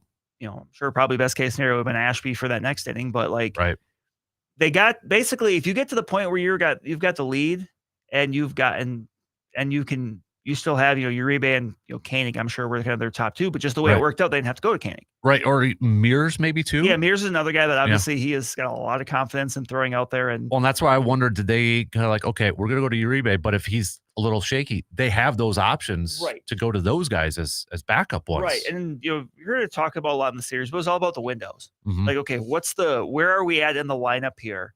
Where, okay, well, once it got to that point where they cleared, or I think it was Suzuki came in for, because it was Suzuki and Happ, I think, that Patrick struck out in the sixth. I think it was obviously Suzuki's a righty, Happ's a switch hitter, and then after that was Carson Kelly, a righty. So you're probably thinking, okay, well, Patrick, we need you to get through this. You got, two of the next three are righties. And then after that, it's like, well, he pitched well. The matchups are still there. We can get another inning out of this. Yeah. And he did. Like, he, kept with kind of what was working. Right. Didn't maybe overthink it a little bit, and I know they kind of mentioned that on the telecast too. It was like sometimes, just the pitcher's going and he's feeling, you keep going with it. You keep riding that. But I thought it worked out beautifully for a bullpen game to go through McGill, Mizorowski, Ashby, Patrick, and then Uribe, 5 pitchers. Right. That's pretty remarkable, I would say. Right. Yeah. You got, because the Cubs went through a lot of their high leverage guys right away. Right. And that's what happens when you're behind. Like, I go back to game 7 of 2018 NLCS. Like, Josh Hader pitched in the middle innings because, like, that's when it was still close. Like, you want to use your guys when they're still close, even though, if someone's a 9th inning guy, you can't be like, well, we got to wait for him for the 9th necessarily, because, well, what if you're down 5-1 in the 9th? Then what's the point? Right. Like, you need, high leverage means you use them in the most important times. And yes, a lot of times that's 9th inning. But if it's, the 5th inning and you get the bases loaded for, Kyle Tucker, it's like, well, maybe that's the time then. And that's kind of what he did with Danny Palencia, or Council did with Palencia when he came in with the bases loaded for Joey Ortiz and, got out of the jam. Yeah. Joey Ortiz gets a hit there suddenly, instead of, 1-1 or 2-1, I forget. It was 1-1 at the time, I think. Then maybe it's 3-1. And then, well, what's the point of having your guy if you're having to play catch up with it? Right. So we know the Brewers are going up against Blake Snell tonight, left-handed pitcher who missed a big chunk of the regular season, but has been pitching really well as of late here. When you look at the numbers and such, a lot of, I think a big key to victory, and a lot of people have mentioned this too, is can they rack up the pitch count against some of these starters and get to that bullpen? Well, especially Blake Snell, because it's great. Blake Snell's a great pitcher, but he's had times in his career where he's a 5-inning guy. It's a bit Freddie Peralta like, where there's just a lot of nibbling and he's just a little off. Like, that's going to be bearing. And that's something the Brewers have done well this year. I mean, that's just obviously the lineup they have. Like, how many can you stack a couple 20 pitch innings? Because then suddenly if it's the 3rd inning and he's already in the 50s, like that's where you want to be. Right. So, but and assuming you're going to have the lefty lineup in there, you're going to have the Blake Perkinses in there, and guys that are going to want to grind out at bats, like Caleb Durbin. I mean, he's going to be in there regardless, but like, right. Those guys that just grind out bats, waste pitches, spoil pitches. One guy too, I kind of mentioned a little bit in the first hour, but when we go back to game 5 and just how I think kind of maybe how well he played, but maybe doesn't get a lot of the talk with this, was Caleb Durbin. Couple hits and a walk. I mean, he was on base 3 times. Defense. Yeah. I mean, that one that he charged and got, that looked a little Joey Ortiz-esque for how quick he got it out of the glove to throw it first. That guy, defensively, just the improvement throughout the season has been awesome. Right. To he's watch. come a long way in a short period of time. Remember, he was more of a second baseman. Yeah. And the kind of the question was, well, does he have the arm for third? It's like his arm is fine for third base. So, but it was, how does this work? And, it took him a little time, as you would imagine it would, but, he gets up to speed, and, you kind of know what you're getting offensively. He's going to grind at bats. He's probably going to get hit by a pitch at some point. And, but he's going to put the ball in play. I know it didn't matter, but aggressive stealing the base. Yeah. And that was even at the time when initially it was, I think it was called out initially, I'm like, no, they needed to do that. Right. Like, they just, a combination of maybe just how the game was going. You get up early, big in the first 2 games, you're not going to steal bases. Right. You're behind, and especially game 4, you're behind by a fair amount. It's like, well, you're not going to steal bases when you're down 5. Right. Like, that's a part of their game. Like, and that's just something that game script kind of didn't allow them to really maximize. And look, Carson Kelly's a good throw and catcher too, so that's part of it. But, and we'll see. I mean, Will Smith is back behind the plate. Like, it doesn't get any easier. Will Smith is an excellent catcher. So, but it's something you got to try, because that's what you do. Right. Right. Vibe check, Brewers fans. Where you feel it at with this team heading into Game 1 of the NLCS, the rematch of 2018? I mean, home field is Brewers again. I mean, everything besides the players. Well, Yelich is still there. There's three. I saw there's 3 players on each team that are Yelich, Woodruff, and Peralta. Yes. For the Brewers. Yep. For the Dodgers, is it? Oh boy, Will Smith, Max Muncy. Muncy. I think it was Muncy, Kershaw, and Hernandez. Okay, yeah. Oh, okay. I think so. I'm trying to remember because it was only 3 on each team. Man. Because that was brought up like, well, it was a rematch of 7 years ago, and I think it was Cespedes Barbecue on shout out. Shout out that brought that up. It's like, well, yeah, but there's not really that many of the same people, right? And I mean, obviously, in Woodruff is not even on the active roster. He's still there. He brought out the card for Game 5. Mm-hmm. Hey, can Woodruff throw out the first pitch tonight? Can Clayton Kershaw? We did have somebody on YouTube say John Jaha first pitch. Yes. So, who would you have throw out the first pitch? Let's get some good names out there. Mike DeJean. How about Miles Turner? He's become a really big Brewers fan right now, apparently. Tyrese Halliburton isn't. Yeah. Well, did you hear why? I didn't know this. Oh, yeah, I did. Yeah. He was going to throw the first pitch, and then they kind of took that away after the Pacers won. I'm sure just all of the stuff that went on at the end, in that playoff series last year. So, I mean, okay, you're upset, but at the same time, you got to realize you're probably going to get booed when you go out there for a first pitch, guy. Right. So understand the situation. Welcome, Miles. Yeah. We're glad you're here. Yep. All right, let's take a quick break. Give me the one word or give me the phrase, short sentence on how you would describe that Packers game from yesterday. You can text it to us, 715-830-1912, or comment on the video stream. We'll take a quick break and be back in just a couple minutes.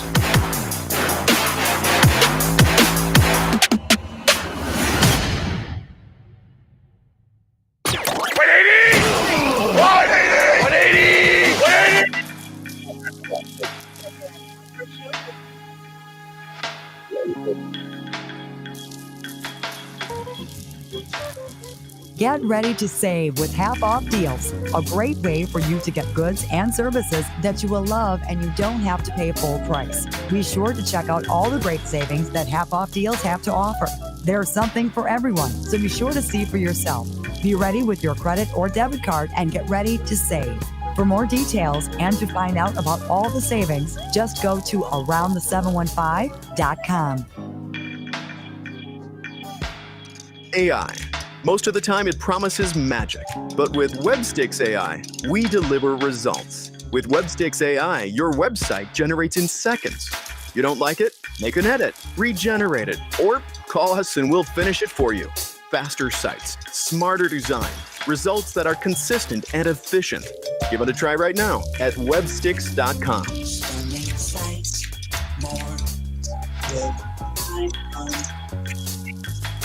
The holidays are here, full of joy, family, friends, and yes, a little hustle and bustle.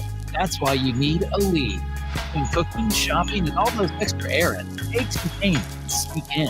Aleve is here to help with long-lasting body pain relief. Don't let body pain slow you down. With up to 12 hours of body pain relief per dose, you can keep up with the season's magic and all that awaits. Pick up Aleve and get back to what really matters, making memories. Use as directed. Do you have damage to your roof or exterior of your home or pool shed? Call the local experts. Call TF Exteriors now, 715-864-3876. For trusted for exterior roofing solutions. Whatever you need done, hopefully owned and operated. Call TF Exteriors or go to tfexteriors.com. Free estimates. Works with insurance. Family owned. Specializes in steel, siding, shingles, and gutters. That's tfexteriors.com. Good morning. It's time to take a look at some farm news on Sports Talk 105.1. In the Trump administration's second term, dairy producers are watching for signs of how agricultural and nutrition policy may evolve. Greg Dowd, president and CEO of the National Milk Producers Federation, says the administration's health messaging reflects a broader shift toward whole foods and away from ultra-processed products.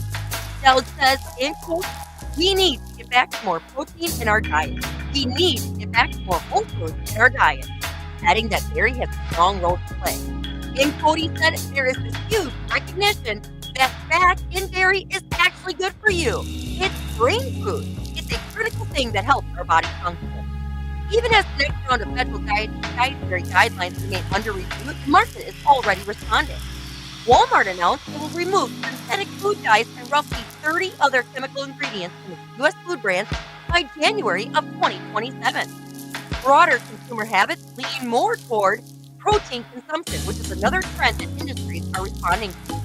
Scout expects federal dietary guidelines to better reflect consumer behavior. And he points out that whole and 2% milk now dominate our grocery store shelves. He also confirmed that President Donald Trump remains attentive to our agricultural issues, from trade to regulation.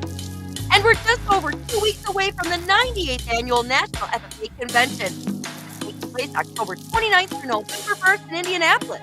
So starting that week, you're going to see a lot of Blue Jackets heading towards Indianapolis. This year's theme is Empower.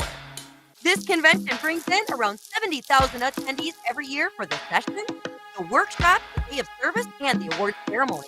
And of course, the fun between the rodeo and the concert. And popular country artist Ella Langley is due to perform along with Ernest. They will be there this year, and of course, a hypnotist. So that's a look at Premier Farm News on Sports Talk 105.1. I'm Kristen Smith. Broadcasting live from the TDS Sports Talk 105.1 studios.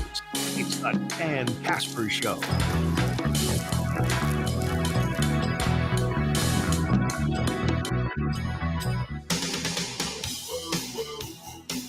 Deer season, football, baseball season. Mike's Star Market in Eau Claire has hunters and tailgaters covered. Known for expert venison processing, Mike's Star Market turns that hard-earned deer into high-quality cuts, sausage, and more.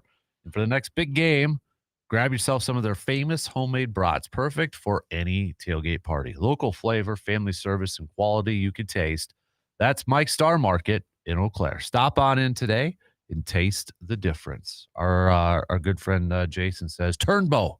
Yes. For first pitch. Yes. I knew you'd appreciate that I one. would. So, I do. what does Brandon Berg wear to a Brewers game? What's I haven't decided yet. I have a couple Okay. things with me, and I figured what I'm wearing now is not what I'm wearing when I get there. What I'm wearing is designed for comfort for a 4-hour car ride. That's I would get that. So what are the two options? Do you want to reveal it? Oh, sure. Should we put it to a vote? Doesn't That's mean you have to. Well, to wear, if that's something people want to vote on. Yeah. Number one, I do have the Power Friendship T-shirt. Oh, nice.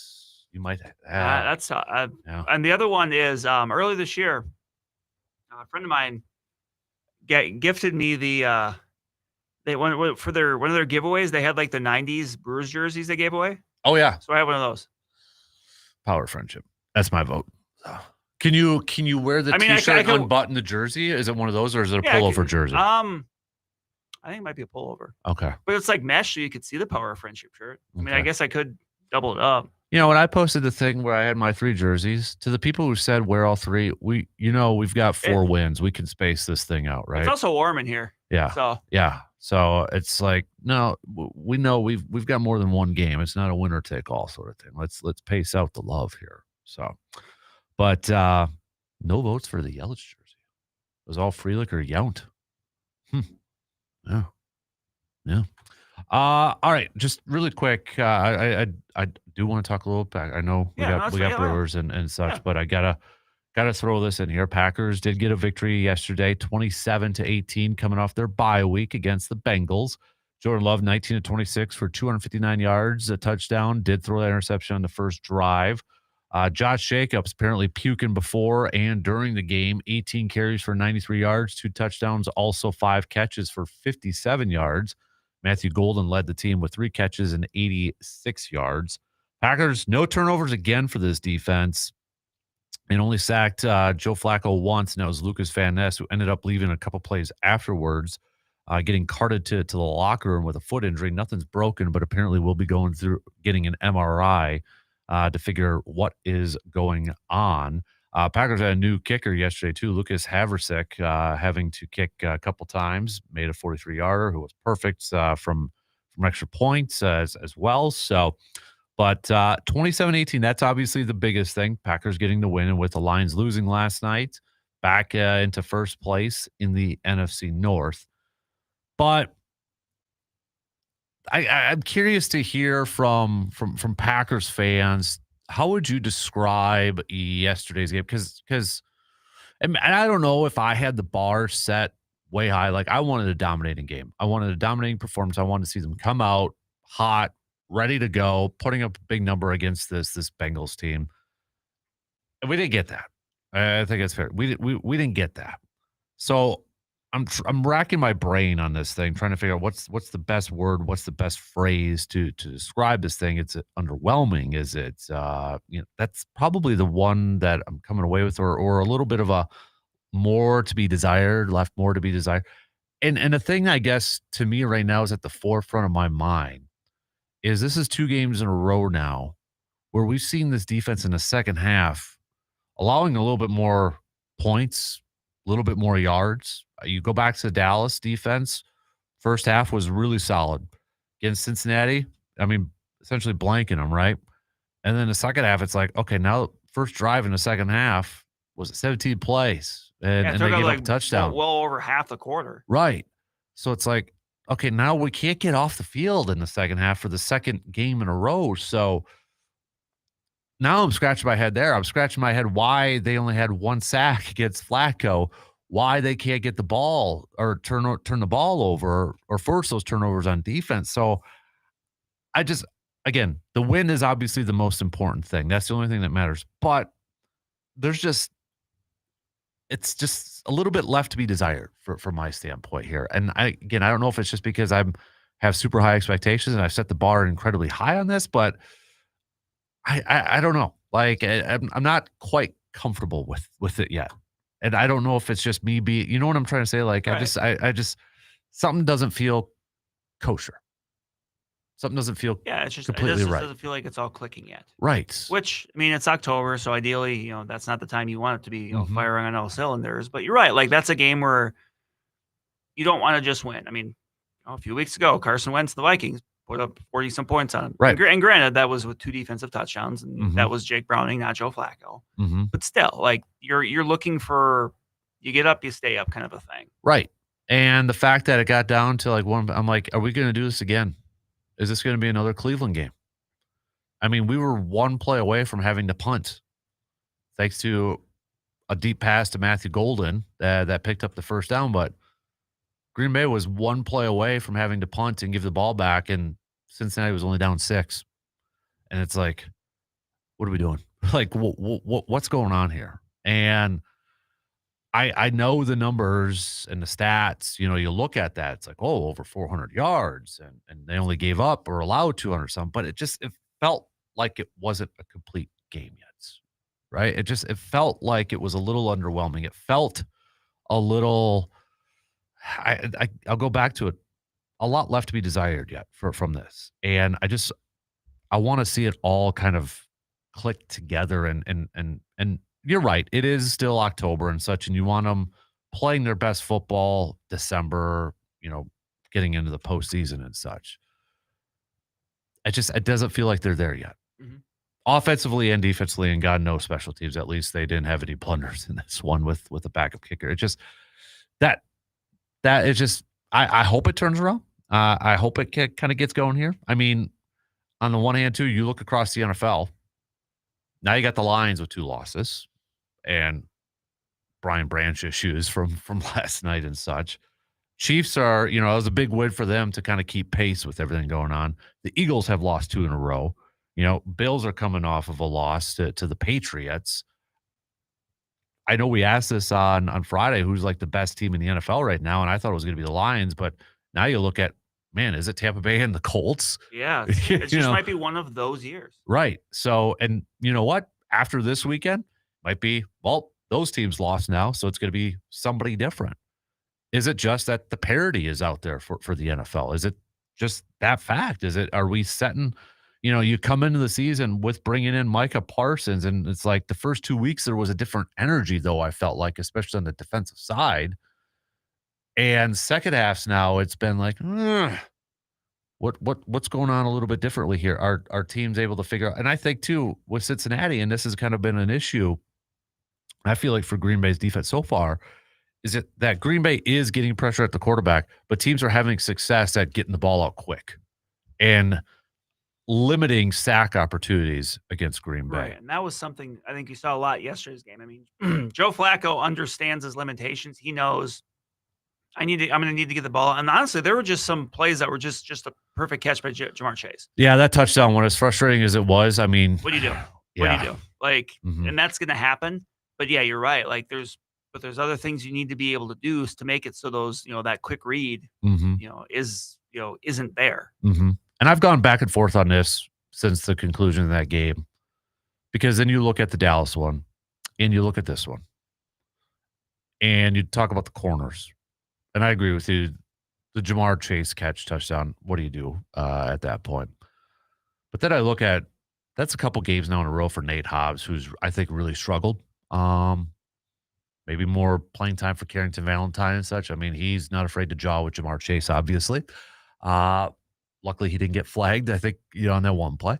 But this is, I don't know if that was the game plan, too, of Hafley saying, okay, we don't want Chase and Higgins to beat us deep. Because I remember Mike Pettin back in the day saying, the quickest way to travel is through the air instead of on the ground, and like trying to limit the deep passes and the big plays and that. And we know Flacco can air it out, right? So was that part of the game plan? I'm sure it was, to keep everything in front of you. But is this the way to beat this Packers defense? Is, okay, we know they can pressure. Maybe the corners are a little bit questionable in terms of coverage. So let's just play the dink and dunk quick out game. And if that's the case, Green Bay's going to have to adjust to that and play better man-on-man coverage. Because I think in this game, too, we saw more Green Bay bring in extra pressure to try to get after Flacco, which is just going to make him get the ball out quicker. And if that's the case, and we saw it, corners were up on that line of scrimmage. They were just getting beat. And I get it. It's Higgins, it's Chase. They're two really, really, really good receivers. And if Joe Burrow's in that game, it's probably a different outcome, different game, different style. They're probably playing defense differently too. But if that's how offenses are going to approach Green Bay defensively, getting the ball out quick, that's going to put a lot more pressure on those corners. That was a question mark heading in. Is that group talented enough? I think we're going to find out if they're going to be up to that challenge. Because if you're an opposing offense, why wouldn't you try to that's the game plan coming in? Don't let Micah Parsons get you. Don't let Rashawn Gary. Whenever Devontae Wyatt comes back and Lucas Van Ness, it's going to be up to those corners now, and whether they can rise that chest. And we're looking at a defense that had a ton of picks last year, was one of the best, and they're not getting any turnovers right now. They're just not, and that's something they got to figure out. And that might mean asking your corners to be a little bit more aggressive, but that could come at a cost at sometimes too. That's something I think Hafley has to figure out at this point.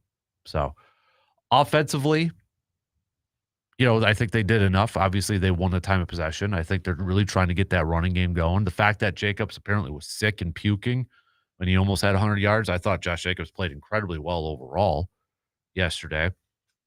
Jordan Love, I think in typical Jordan Love fashion, had a couple questionable. Obviously, the interception and such. The way overthrow to Musgrave was really weird. I think this is Jordan Love, though. Right. I think this is Jordan Love. We Packers people, Packers fans, others said, oh, he's kind of a mixture of Favre and Rodgers. Okay, this is what you're going to get then. Right. You're going to have a couple of stupid decisions, trying to extend a play and then forcing a throw. You're going to have an overthrow, but then you're going to have really good throws like we have seen from Love this year. We can't sit there and say, yeah, he's like a combo of Rodgers and Favre and run that as a badge of honor and then complain about it. Yes, he made a couple of boneheaded mistakes, a couple of really bad throws, but he also made some really good throws too. I think this is Jordan Love. There was some time management stuff too where, okay, he probably should have slid head first to pick up a first down instead of sliding. Trent Green talked about it. I just think this is the quarterback. We've gone through how many years of Rodgers where he was like, didn't pick, didn't throw the interception, was accurate, probably held on to the ball too long. That was the criticism of him. Get rid of the ball, but he didn't want to throw interceptions. Favre didn't care about throwing interceptions and would get rid of the ball. And we've talked about, man, how different it is to go from Favre to Rodgers. And now you got a guy that right now kind of seems like he's a little bit of a mixture between the two. this is probably the quarterback he is. It's not a bad quarterback. Is it a great quarterback? We don't know yet. But I think this is we can't sit there and say, like, in a positive, oh, yeah, he's got a little bit of both, best of both worlds, but then complain about it, if that makes sense. Yep. So, but I think we should all agree he is playing, all things considered, playing really well, I think, this year. I don't know what your thoughts from an outsider with no, kind of skin in the game with this, but overall, I think he's playing solid and he's doing what the offense is asking him to do. And LaFleur talked a little bit about it after the game yesterday. Say our offensive approach is not to force feed everybody or force feed somebody. I know a lot of people are waiting for the Matthew Golden breakout game. He had 80 yards, but still wait for the touchdown. And it goes back to the narrative. They don't need the number one receiver. They don't, that's not a thing. And LaFleur's like, this is our offense. It's like, we don't force feed people. And I think you look at Love's numbers. Is he throwing for 400 yards and 4 touchdowns? No. But you got a running game. You're taking time off the clock and you're spreading the ball around. I think he is playing well for what the offense is doing. And it's well overall. So this is my thoughts. But do you think he's played well as an outsider? I think so, yeah. And you mentioned the running game. And the running game is always going to be a part of Matt LaFleur's offense. Mm-hmm. And it's just going to be a matter of kind of how do you work off it? Mm-hmm. Because that's a cornerstone thing. He's going to always, run the ball and try different ways to do it with, different concepts and stuff. But yeah, he's done what he needs to do. Right. All right. We got to take a quick break. We'll get back to some more of your text and thoughts, back to some more Brewers talk as we get set for game 1 between the Brewers and the Dodgers, NLCS tonight. Vibe check, Brewers fans. How you feeling? 1 through 10. All right. Let us know. We'll do a quick break and be back for these few words.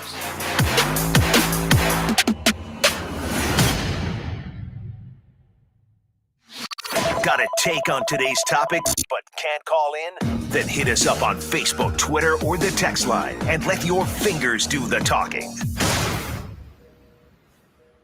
When it comes to flooring, homeowners in the Chippewa Valley trust Carpet City Flooring Center in Eau Claire. From soft, comfortable carpet to durable tile and stylish luxury vinyl planks, Carpet City Flooring Center in Eau Claire offers a wide selection of high-quality flooring options to fit any style and budget. Customers appreciate their knowledgeable staff, expert advice, and professional installation, making the process smooth from start to finish. Locally owned and operated, Carpet City Flooring Center in Eau Claire understands the needs of Wisconsin homes and takes pride in delivering personal hometown service. Located at 3109 in Eau Claire, families transform their spaces for years with a reputation built on trust and results. One room or the whole house, Carpet City Flooring Center in Eau Claire has it covered from the floor up. So stop on in at Carpet City Flooring Center in Eau Claire and check out their website, carpetcitywi.com. Carpet City Flooring Center in Eau Claire, where beautiful homes begin. When drivers in Eau Claire need a mechanic they can trust, they turn to AJM Automotive. Known for honest work, fair pricing, and quick turnarounds, AJM Automotive handles everything from oil changes to engine repairs. Whether it's a daily driver or a weekend toy, AJM Automotive treats every vehicle like it's their own. Friendly service, expert technicians, and a reputation built on integrity, AJM Automotive keeps Eau Claire running right. Just give them a call today to set up your appointment at 715-835-9523. Febreze. It's a classic odor tale. You've had fish for dinner, cleaned up, but the smell is still in the house.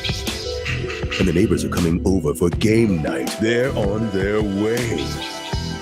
And then you spray Febreze Hair Mist. Febreze Hair starts working instantly to fight even your toughest odors, so you go from fish to fresh like that. Now, all you have to worry about is Pam cheating at charades.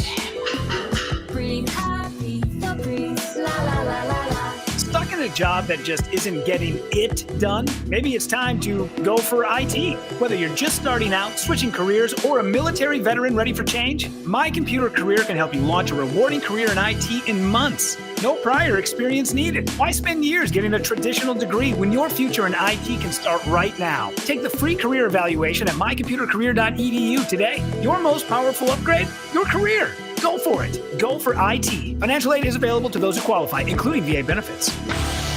He's smart, informed, entertaining, and he knows his sports. In other words, he's the kind of guy I'd like to settle down with in a small, cozy cabin in the woods. That is, if he was a woman with a case of cold ones. The Dan Kasper Show, weekday mornings from 6 to 9.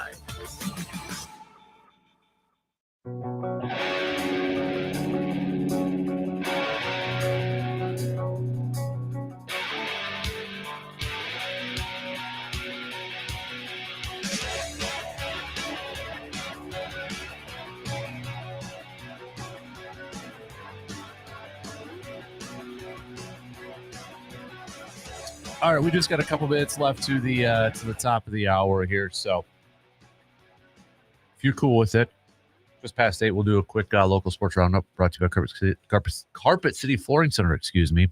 So I know we got the 8-player football brackets out last week of the regular season for 11 players. State golf's going on starting today. That's where Justice Cleveland's at and such. So we will we'll do kind of a roundup off of Friday night's games and such coming up here in just a little bit. Surveyor says, I just got to say, while there are differences in talent level in the NFL, it's not that far apart. Flacco is a savvy quarterback that has only spent a few days with the guys, and you can see the cohesion starting to form with 2 amazing wide receivers. We keep saying any given Sunday, but yet we are holding Green Bay to a different standard where if we don't beat or hold a team to 100 yards and blow teams up by 40, it's considered a loss. We won. Let's just take a deep breath and RELAX. I think that's I could buy that. I like where Surveyor said, we keep saying any given Sunday, but we hold Green Bay to a different standard. I could buy that, and I understand. I agree with a lot. That's where I was kind of saying, like, am I holding it to a higher level? Am I falling into that super high expectation, sort of thing? So I appreciate that text. That's a good one. I would agree with that. I'd buy that. So, couple more here. We had Corey. Some of these we kind of talked about. Has the Miz earned a start in the NLCS, Brandon? Or do you think he's better suited coming out of the pen? I think he's earned it, but I think he might be better suited coming out of the pen. Mm-hmm. So I think he's better suited as a bulk guy, as they say. Why mess with something that's working right now, right? Right. Has Badger football hit rock bottom yet? Well, I think we're past that now. My response would be, I hope so. That was embarrassing. Saturday. I barely watched anything. Like, I think before the game we flipped a little bit and it was really like 10-0 or whatever. But that is just. I hate to say this, but I'm not at this point. I'm not sure how it gets much worse. 37-0 to Iowa. I mean, you could lose 74-0 to Ohio State, and it's not worse than that. No, I sitting there watching the Packer game. I'm like, how many promos are you guys going to run for Ohio State, Wisconsin? Like, please. It's knowing there's a lot of Wisconsin people like, just please watch. Yeah, yeah. But oh my God! And then Fickle's comments afterwards, like, yeah, I'm kind of dumbfounded, and like, hey, if there's guys that aren't doing their job or they don't want to be here, we're going to get them out. I'm like, are you looking in the mirror? And then you got James Franklin who gets fired. That's a $50 million. We were just talking about that. Right. And you look at, and Trent Dilfer's out. Yeah. Like there's some coaches or Oregon State's is out. So like, we're kind of getting to that point now where this is starting to happen. Like he's losing people that you wouldn't expect him to lose as far as like, being on his side. Like yes. It's spiraled out of control. Not as quickly as the James Franklin thing, which is very interesting. But that one surprised me a little bit. A little bit. But there was also money that was able to be utilized to pay that buyout. So yeah, second highest buyout. So and Franklin, I think, is going to land on his feet somewhere. So all right, 2 in. We got a couple more to go. Just one more with Brandon. Milwaukee. We got some news updates. We'll be back in just a couple minutes. WAYY Eau Claire, W28ZK Eau Claire, Sports Talk, 105.1 and 790 AM. From the 715 newsroom, it's your news done different with Morgan McCarthy. Well, good morning. Here's what we're learning today as we come out of our weekend and plug into a new week. Headlines put us local, and you may have heard sirens yesterday in Eau Claire. Firefighters dispatched to the scene of a fire that started yesterday morning. Flames ignited and it garage on a home in the Shorewood Heights Parkway area. 5 people at the home were all able to get out without injury. No word yet on the cause of the fire, though damage estimates are in the $200,000 range. On the courts, the 2023 robbery has a recent update. Sentencing now pending for an Eau Claire County man convicted in connection with an armed robbery. As 27-year-old Maxwell Lubick robbed an Eau Claire credit union in 2023. Recently convicted on charges in the case. The heads up, no mail today.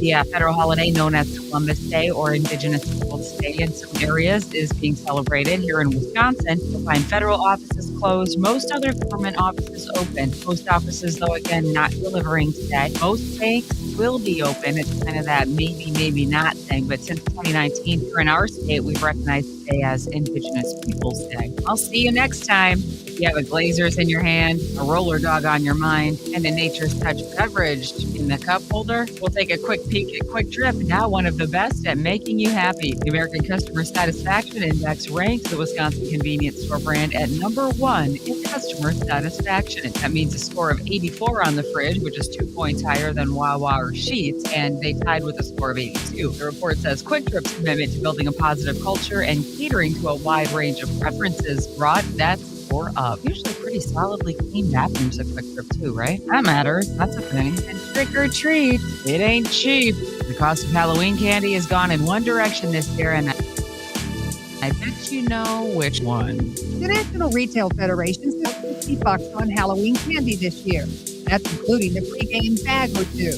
They say there may be less chocolate handed out as the price of cocoa has doubled due to low supply and tariffs. That combination could lead to trouble as market surveys show chocolate is the most preferred treat of the season, and lack of it could lead to tricks from trick-or-treaters. I'm Bree Tennis. You know, we were recently kind of like pick teams for kickball and gym class. We're picking teams here about who might want to do a longer show together. Casper kept asking for me to be on his team, like begging. It was getting weird. But management washed it out, saying that combination could lead to trouble. First Sports Talk, 105.1, Morgan McCarthy. It's a mild start to our Monday morning as we cover in the area. We did have a cold front push through, and that has allowed for our showers to come to an end. And later this morning, temperatures are expected to come down into the 60s. Later today, though, we'll see plenty in the way of sunshine, making a run for 63. I'm 13 First Alert meteorologist Sarah Leitner.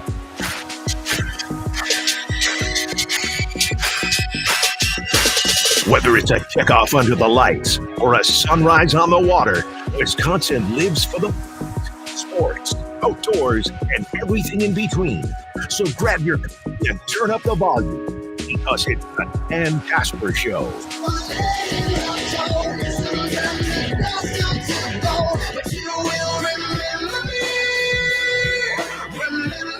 Third hour kicking off right now on this Victory Monday. Unless you're just straight up a Badger football fan, then I got nothing for you. I can't help you with that. So we got Brandon here for another hour on a special Monday edition before he hits the 4-hour trek south to Milwaukee to root on our Brewers to hopefully a Game 1 victory against the Dodgers. We'll get back to some more Brewers chat coming up here in just a little bit. Also continue to send me your weekend hangovers. What was the best? What was the worst? What was the high? What was the low from the weekend? It doesn't necessarily have to be your favorite team. It could be a different team, different player, different athlete. Send those on over. Fill in the blanks. I'm not saying, but I'm just saying a lot of good ones that have been sent over so far this morning. We got one from C-Bomb a little bit earlier that said, where did it go here? We've got, I'm not saying I'm putting the Brewers ahead of the Packers. I'm just saying I haven't really cared about the NFL yet this season, 6 weeks in, and I'm still thinking baseball. I'll be honest. I'm in that same one too. I really am. I if I had to power rank them, Packers would be number one for me, but Brewers right now, I mean, I'm trying to find some more Brewer stuff to add to the man cave at home, if that tells you anything. And not a lot out there, like you got Pro Shop Packer stuff and all that, but I'm hoping that we get a World Series so then it'll be easier to add some stuff that way. Sounds like you need a nice, like, Derek Turnbull poster or something.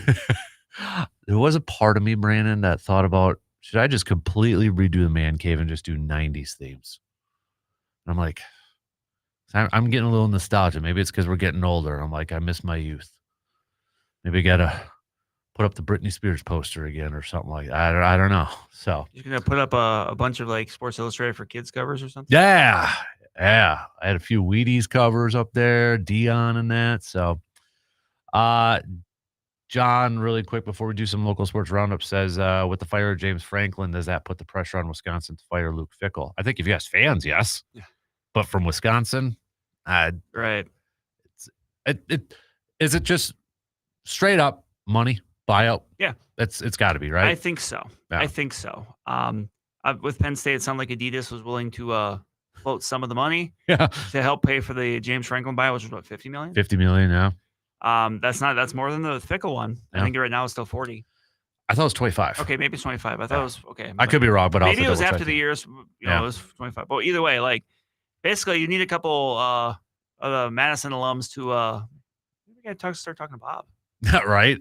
It's like, hey, we're calling. You know how the colleges call. Hey, you want to make a donation? How about this one? I now? saw something. I think it was like last week that I got a good kick out of. It was somebody had made a post that like maybe the next thing that teams should do or schools should do is when you go to like a game and you order something from the concession stand and you can round up. Oh yeah, you can round up and that can go towards like a coach buyout fund. It's like I bet you'd find some schools in the South that would be very willing to do that. Oh, absolutely. Suddenly you got yourself a little bit of a war chest there. Yep.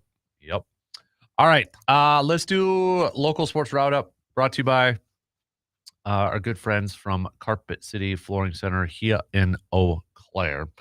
Let's start it off with 8-player football because we got the brackets out. And when you look at the brackets, I mean, we've got some teams in our immediate area, Brandon, that are high seeds. Gilman's a 1, Flambeau is a 1, I believe, 2. Yes. McDonald's a 2 seed as well. So now do those playoff games start this week, right? They start Saturday. Saturday. Okay. So while we finish up the regular season for 11-player football this week, 8-player football playoffs start Saturday. So. Yes. And they are, remember that field expanded from 16 to 32 teams. So that's why they started at the same time this year, but they don't run concurrent together. 8-player is a week ahead. Just so you don't have like your state title games at the same time. That makes sense. Did anything kind of jump out to you in terms of the seedings, or did it kind of work out how you thought they were, considering you could kind of follow along a little bit? Yeah, and that was helpful. The number one, I think the number one thing you're looking at here that I was interested in was,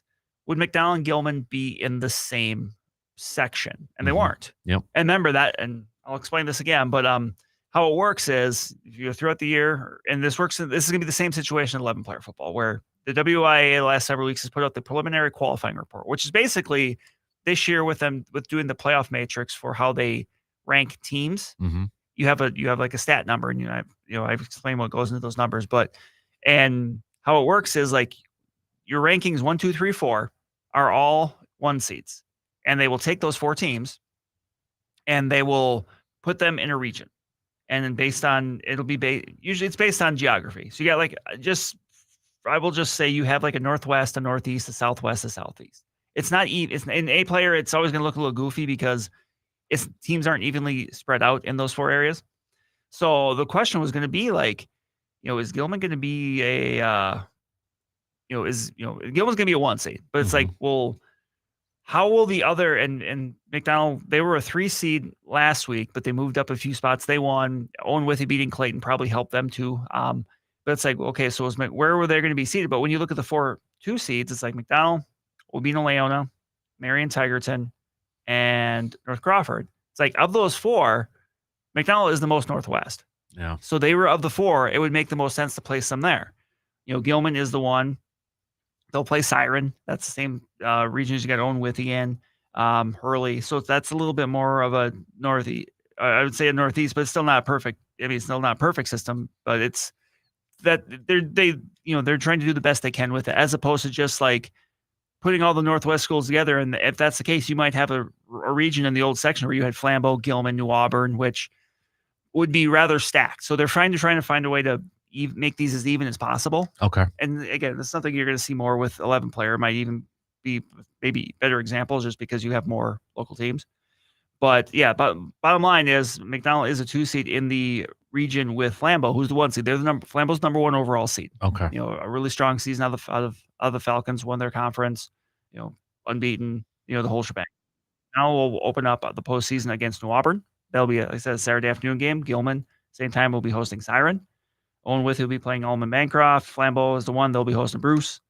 That's kind of I would say the kind of the gist of the 8-player teams in this area. So, and they're on different sides of the bracket. So if we're going to see another, Gilman McDonald game, it would be in the state championship game in Wisconsin Rapids. Obviously, there's a lot that would need to happen before that. But yeah, that's kind of the scenario there. So. So we got that set up. 11-player football. We are heading into the last week of the regular season. Just kind of any teams kind of standing out to you, Brandon, where this is going to be a big week for them, maybe for clinching a postseason spot or seeding wise or anything like that. What I'll say is you don't really clinch a postseason spot anymore. Okay. Like in the past, like if you had like a winning record in conference play, like you're guaranteed in. Like that's not the case anymore, and that's I think something that once we get these playoff pairings out for 11-player, like more people are going to have on their radar because there's going to be some teams out there that, say if you're a Division III team and you're 5-4, you might not make it, but you might be a 4-5 team in Division II and make it. It's just like the divisions are set at the start of the year, and then that's who that's really who you're working against. So, I mean, that's just kind of one of the things right now that, might be a potential, drawback to the system is in the past, you would find the 224 teams and then you would divide them by division. Now they're already divided by division. So it's possible that, a team with a better record than someone else might not make it. That's just how it is. But a team that really probably did themselves a lot of good this past weekend was Fall Creek.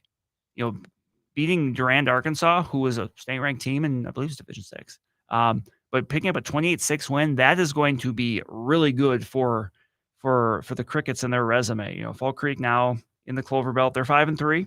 They finish up. They got Osseo this week, but I mean they're in a spot. They even played. I mean they played Regis tough, who's clinched a share of the conference championship here. But that's a Fall Creek team that. Let me give you a second here to put up the qualifying report so I can see kind of where they were.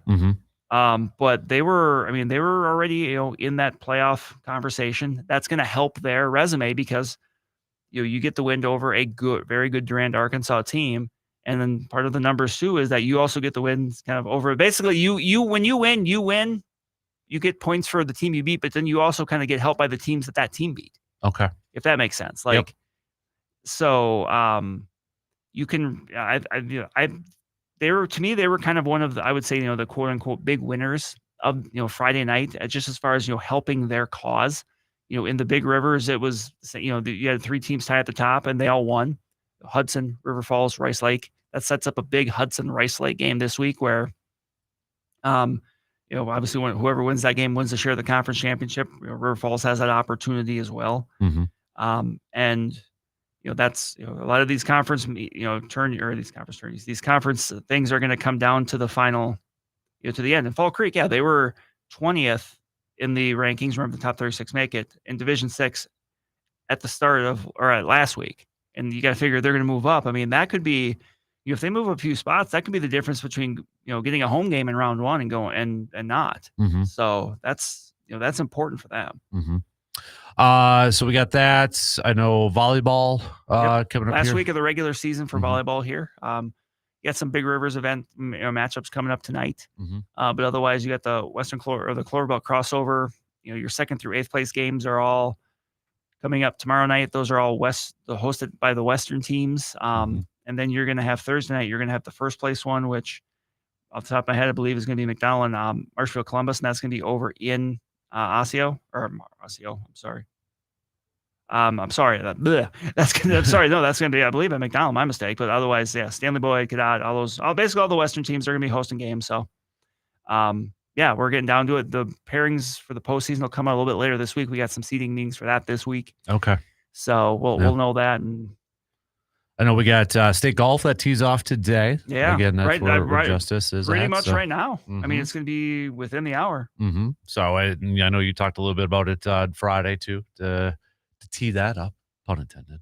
a little bit there. So that's going on cross country. Are we getting timeline wise with that too? Yeah, you're having a lot of conference meets this week. I know Okay. Saturday, like the Big Rivers has theirs. The Western Clover Bowl has theirs. They're going to be in Owen at Meadowview, right on the golf course there. So I'm used to chasing golf balls around that course, not running the course, but it's that's coming up Saturday. The Big Rivers on Saturday, they are going to be actually up in Rice Lake on the old the campus up there. Okay. Yep.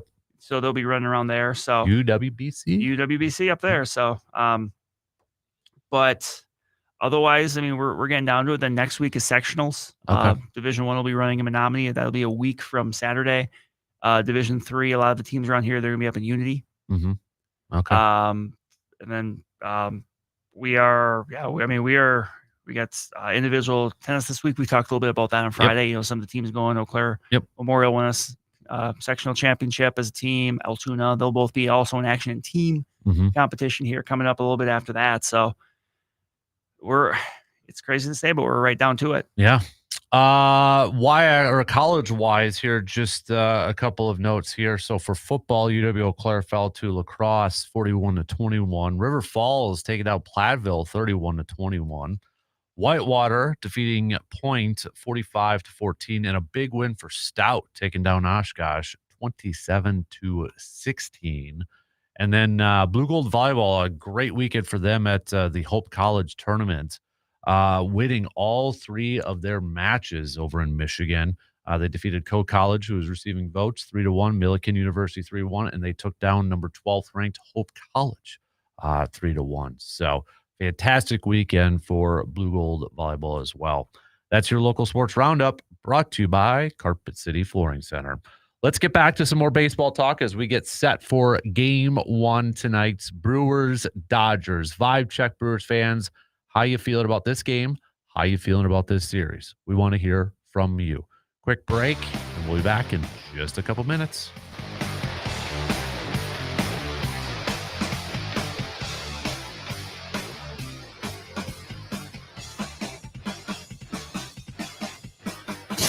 You're listening to the Dan Kasper Show.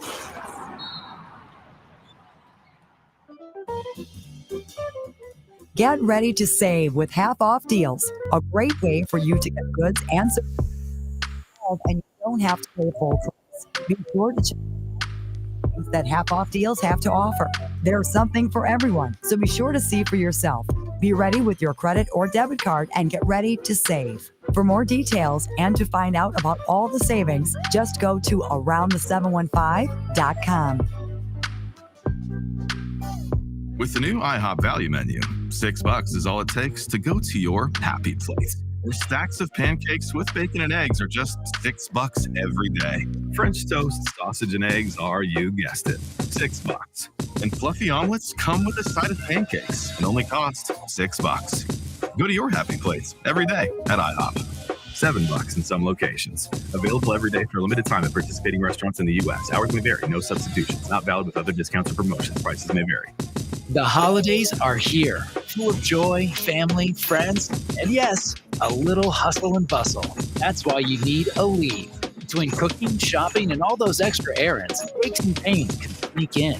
Aleve is here to help with long-lasting body pain relief.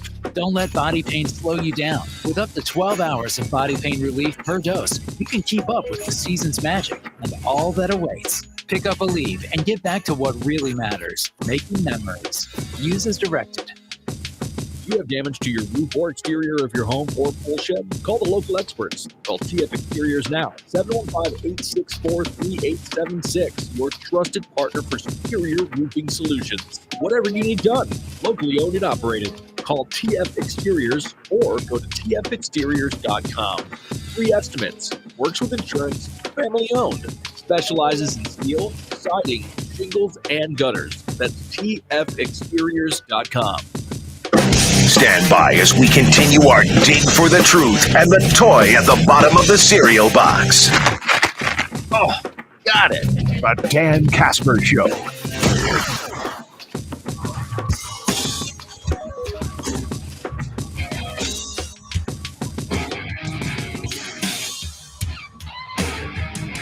When it comes to groceries, meals, and convenience, families in Eau Claire count on Hy-Vee. From fresh produce and quality meats to ready-made meals and everyday essentials, Hy-Vee has everything shoppers need all in one stop. Friendly service, great selection, and weekly deals that help stretch the budget. Hy-Vee in Eau Claire makes shopping simple. And maybe you're getting some supplies for today's game. Don't forget to grab yourself a 6-pack of Man Cave Light, or grab yourself and grab yourself some good burgers from the meat department, and get some swag to represent your favorite teams, because you can check out their team shop. They got everything from pro, college to our local high schools. Before he gets set, we got Brandon here for about 40 minutes before he heads to Milwaukee. So getting set for game 1 tonight between Brewers Dodgers. We know it's Blake Snell. We don't know exactly the plan yet for the Brewers on who they're going to throw out there. We know it's not going to be Freddie, because he's going to go game 2 here. If you were Pat Murphy, though, Brandon, put yourself in the shoes of Pat. How would you do this game? Would you start Quintana, or would you go with, let's say, an opener and then go to Priester? I think I've kind of talked myself into the opener and Priester route. Mm-hmm. For like earlier I mentioned, I would like Quintana maybe to pitch that game 3 in LA. Mm-hmm. So I think he might be more suited for that. Mm-hmm. So yeah, I could see myself, maybe a lefty of some time at the top, and maybe just DL Hall if he's on that roster, maybe instead of Robert Gasser this round. Would you trust DL Hall? And that's the question. I mean, it's a bit of a leap of faith there, because he hasn't pitched in the postseason yet. Right. He hasn't pitched since the last game of the regular season, so it's been a couple weeks. Right. So, but I think that's what I would try to do. Mm-hmm. I'm curious to see how this NLCS roster is going to shape up, because, again, just as a reminder for others, it can change. It will probably change a little bit. You said it before every round. Yep. You said it before every round. And Murphy kind of talked a little bit about it yesterday. And this does factor in, too, because, one, it's a longer series. It's best of 7 instead of best of 5. But also shorter off days, not as many built-in off days between games and that. So do they go with pitchers that can give them a little bit more of a longer outing when they come in for relief? Does that open a door for somebody you just mentioned, DL Hall or a Tobias Myers, potentially 2 guys that can give you a couple innings, but have been working a lot out of the bullpen? Now, I know he mentioned that Logan Henderson's with the team, but he's coming back from an elbow injury, and I don't know if he would be an right. option. And that would be very ambitious to automatically just kind of throw him back in the fire. He definitely showed the ability to pitch the majors and stuff like that, but just that's a tough ask. Right. We know it's not going to be Brandon Woodruff. I mean, he hasn't even thrown yet, it sounds like. So, I mean, knock on wood, maybe if they go to the World Series, that could potentially be an option there, but it's not going to be for this series. So if they do you think they're going to carry more pitchers than they did this last series? Maybe one more pitcher? Maybe. Yeah. Yeah. And then, as you mentioned a little bit earlier too, maybe that means Lockridge kind of the odd man out. Yeah, if they go with 4 position players, because you have a catcher, you have Dan Jansen, you have Stereo. Mm-hmm. You would have Isaac Collins. Yep. And maybe Jake Bowers. Yeah. That might be your 4. I think they like that bat of Bauer. And to credit, he has a couple big hits. Yeah, he's he's put together good at bats. So I mean, as someone that has not exactly been Jake Bauer's biggest fan over the last few years, like I have to say, like he has earned his spot on the roster. Mm-hmm. Right. So, what is the biggest factor in your opinion, not just for this game but for this series overall? Biggest key to victory for the Brewers. A lot of people have talked about getting to the bullpen early, the Dodgers bullpen early, trying to rack up pitch counts against the Dodgers. Would you agree with that? Would you add in something else to it? And I think that's a good one. I'm going to say, how do you try to control the top half of the lineup when you're dealing with Ohtani and Freeman and Betts and Hernandez? Like there's just Max Muncy. He's maybe not what he used to be, but he's still a veteran, plenty capable of coming through with big hits. Like, how do you deal with the top half of that lineup? Can you navigate it? Can you not let them take over? Mm-hmm.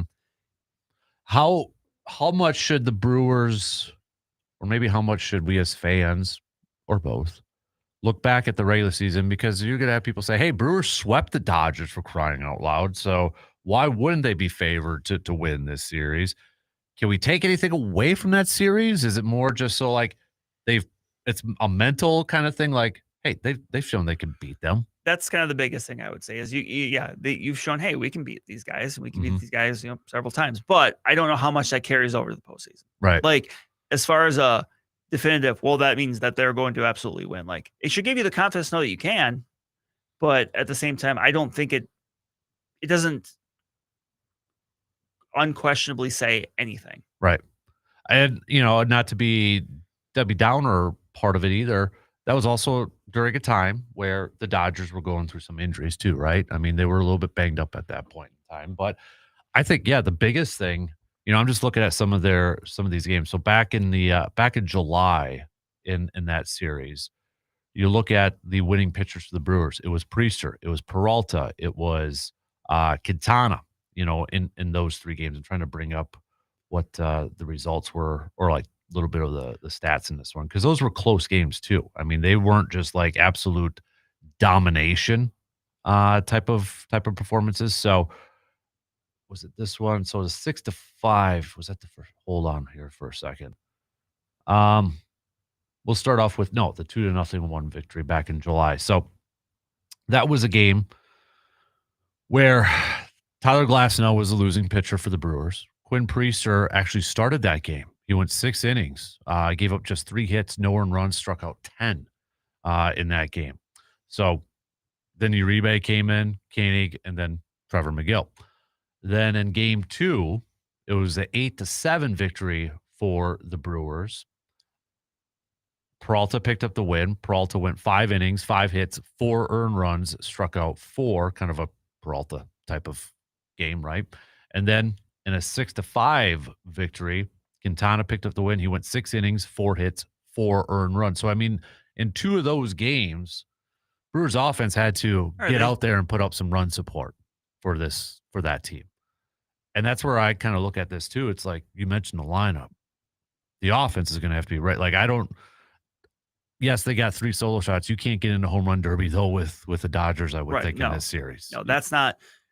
The Brewers obviously showed they can hit home runs, but you don't want to get in a slugfest with them. No, and that's where I think where you talked about the top half of that lineup and such. And if we go to the first series between these, and this was in July here too. So I mean, it's been a little bit, right? I mean, it's been a little bit since these 2 teams went against each other. But July 7th, that was another win for Freddie Peralta, a 9-1 victory for the Brewers, where Freddie went, 6 innings, 5 hits, no earned runs, 7 Ks. And then you had the Mizorowski-Kershaw game that everybody we know of. Yeah.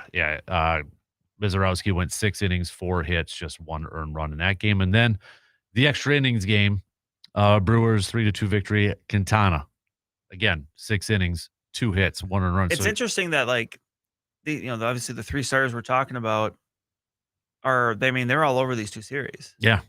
Yeah. It's Quintana, it's Peralta, and possibly a Priester. Yeah. I mean, you're right. And Priester at least started that game. I don't know.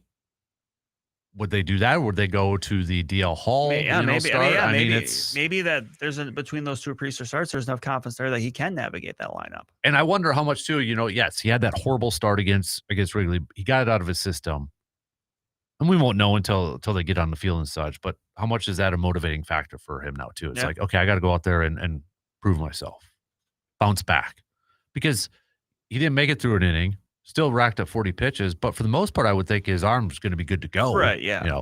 Pretty healthy at this point. That was Wednesday, well rested. So he's got 4 days. I mean, if he went tonight, he'd be on 4 days rest. Mm-hmm. So yeah. So I'm really curious. That's the decision. Do you go with Hall as the opener and do the piggyback sort of thing, or do you just give the ball to Priester to start it off? It's at home, and the one thing I don't want, obviously, to happen, regardless of who the pitcher is all of a sudden, okay, Ohtani starts it off with a solo shots, and just you get a couple runs right away in the first, and it's like, oh, crap, here we go again. I think a big key is going to be for this Brewers pitching staff and the defense, can they limit the runs from this powerful Dodgers offense, right? I mean, it's powerful, and it's going to be a tough test going up against these starters, too. So how much do you think the home field advantage is going to be there for the Brewers in this series. I mean, 18, they had home field advantage too. Right. Went to 7 games. Yeah. But, I mean, we've seen it now where the Brewers, all 3 wins have been in Milwaukee. Ryan Braun was saying it is a huge factor. Fans can will teams to victory. We saw the Cubs do it at Wrigley Field.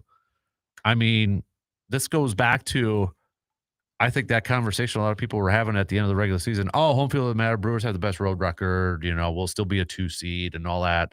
Now, if they were the 2 seed, it'd maybe be a little bit different. But if they were the 2 seed, they'd have played the Dodgers last round. Right. So, Well, no, because Phillies were the 2 seeds. So I think it's a little bit of a factor in this. Oh yeah, it helps. I mean, it doesn't hurt. Like, I'm sure you'll have Dodgers fans there because Dodgers is a national worldwide brand. Like, they travel well, that kind of thing. But I mean, it's not going to. I don't think it's going to be anything approaching like maybe like a Cub Series kind of thing.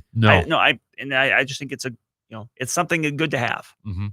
Looking at home and away records here, and this is where I look at it as like an opportunity for the Brewers to really try to capitalize, because the Brewers the Dodgers are just 41-40 on the road, 1 game above 500. Same exact home record as the Brewers, 52-29. I mean, that's tied towards the top. Philly had the best home record, it looks like, with 55 wins. Brewers, whoops, yeah, right. Brewers on the road, 45-36. I look at this matchup, and everybody's going to say the David versus Goliath, the big spenders, the little spenders, that sort of thing. But it's 2 teams that are, I don't know, I feel like built differently and outside of the money wise. Yes. I mean, this to me is going to be such a interesting case study, if that's maybe a little too the kind of the saying you hear in a lot of sports, styles make fights. Ooh, and this is definitely a styles clash, where you've got, obviously, the Dodgers are built on power, the big boppers they have up and down that lineup, versus the Brewers, who, I mean, they've got obviously guys that can hit home runs, but that's not how they score runs. So whose way of doing business prevails. Right. I'm excited to see how it plays out, because I still feel like if the Dodgers win, you're going to get the narrative from national people like, yep, see, that's why the Brewers style won't win.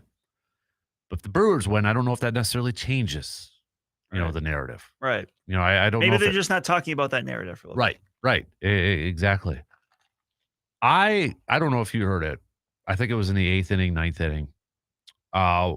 Who was the play-by-play guy on the telecast? I'm blanking right. I forget his name. Yeah. But it sounds like we get BA for this one. Which is interesting, because obviously they had BA in 2011. Yeah. I mean, that's got to be... Ron Darling's still the color commentator, but now they're going BA. Well, I think, because I think it's a 3-man booth, because I think it's him and Frank Hoare. Yep. I'm very interested. Like, that's going to be a unique spot for BA to be in. How do you hide the homerism? Right. Like, keep it checked in. I could never do it. Right. I could never do it. And like the thing, I'm a fan first. Yeah. I'm sorry, but I'm a fan first. And it's one of those things where, like, obviously, losing Euchre, like, if the Brewers were to win this series, like, it's a bummer you don't have Euchre kind of on that call. But if they were to win this series, it's kind of cool that it could be BA on that call. Right. No, I would agree with that. And then obviously the radio guys as well. Yeah. There was, but they were telling us this, I think it was in the 8th or 9th inning, that Pat Murphy had called a team-wide meeting before the game. And I got to get the exact quote, because I think I want to print this thing off and put it in my office. And you're nodding your head, so I think you know where I was listening on the way in, so you were talking about it. Where he kind of paraphrasing it, but he said, if you have a knot in your stomach right now, it means you have the opportunity to do something special. And I'm like, oh.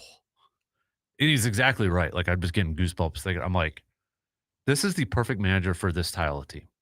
I know we've kind of said it at different times or different variations of it, but you look at this ball club, a guy who really doesn't show any panic when things are going sour. I mean, I don't know how other managers would have been able to bounce back after losing 2, on the road, and then coming back where momentum was on the Cubs side of things. And now you're like, dang, I don't even have a normal starter. I got to go to a rookie, 2 rookies in big moments. And we know Murphy is, ever since he's been the manager, he's empowered his players. Like, he has given opportunities. And I think as a player, that's all you want. You want a chance. And Murphy gives that to his players. But when he said, if you have a knot in your stomach right now, that means you have a chance to do something special. I'm like, ooh, what a perfect line at a perfect moment. Right. Because you hear coaches a lot, and you hear a lot, maybe more so in football, but what's that message to begin a new season? What's that opening address? And how do you always keep the message fresh? And to hear Murphy say that at that particular point, I'm like, dang. And I loved it too because, you know, in the presser before, he talked about watching the extra innings game the night before. It's like, yeah, it's a lot easier to manage on the couch. Right, yeah. Yeah. It's like, but, you know, that's, again, another example. I think people will just appreciate the realness of Murphy. But in that same breath, too, he said, you know, he's like, you know, outside of a loss, you know, the worst thing that could happen is you don't embrace the moment, or you don't like be in the moment, realize where you're at. Mm-hmm. And I think that's such a cool message to send a team that's, yes, they've got veterans that have been there before. Contreras has won a World Series. Yelich has been here before. But a lot of younger guys who haven't been here before, to kind of send that message to a younger group, I think is like the perfect message. And I thought it was interesting, too, when he talked about the pitching plan. Like, Matt Arnold was involved in this. Chris Hook was involved in this. Pat Murphy was involved in this. Jim Henderson was, too. Like, a lot of people were involved in this. And I don't know if that's like that for a lot of teams, but just to have an open dialogue to figure out what's the best way, and not necessarily like a dictatorship saying manager's the only one that's going to make this decision. Getting feedback from everybody, including, and I think that's, again, another example of the relationship Murphy and Matt Arnold have, that working relationship. Because I think in any sport, you look at it, the successful teams, it's coach-GM relationships. If they have a really good relationship, you're probably more times than not going to have a really good team, because the vision's the same, right? They get each other. They're speaking the same language. Yes. And I'm not saying Stearns and Counsell didn't have that, but remember, Counsell was there before Stearns got there. Stearns didn't hire Counsell. And they both kind of came, you know, you can almost say they kind of came up together. They were like, I would say underlings, but like, yeah, they ascended kind of almost at the same time. Right. And I think it's going to be, well, unless the Brewers win a World Series, but it's going to be a debate until they do, like, who gets more credit for this run? Like, who do you point to and that sort of stuff? And we've dabbled in that and such. It's just, to me, I feel like it's been the perfect marriage for a lot of areas, right? Stearns and Counsell obviously work together well. Give Doug Melvin some credit too. Yeah. Pat Murphy has been there since Counsell essentially has been there. You know, you bring in Matt Arnold while Stearns was there. Yep. From Tampa Bay. Yeah. So, I mean, I think it's just been a lot of decisions that have worked out correctly so far. So, all right. We got to take a quick break here. Continue to send us your vibes. Big John says he's heading to the game tonight. Pumped for the series. All right, quick break. We'll be back after these few words.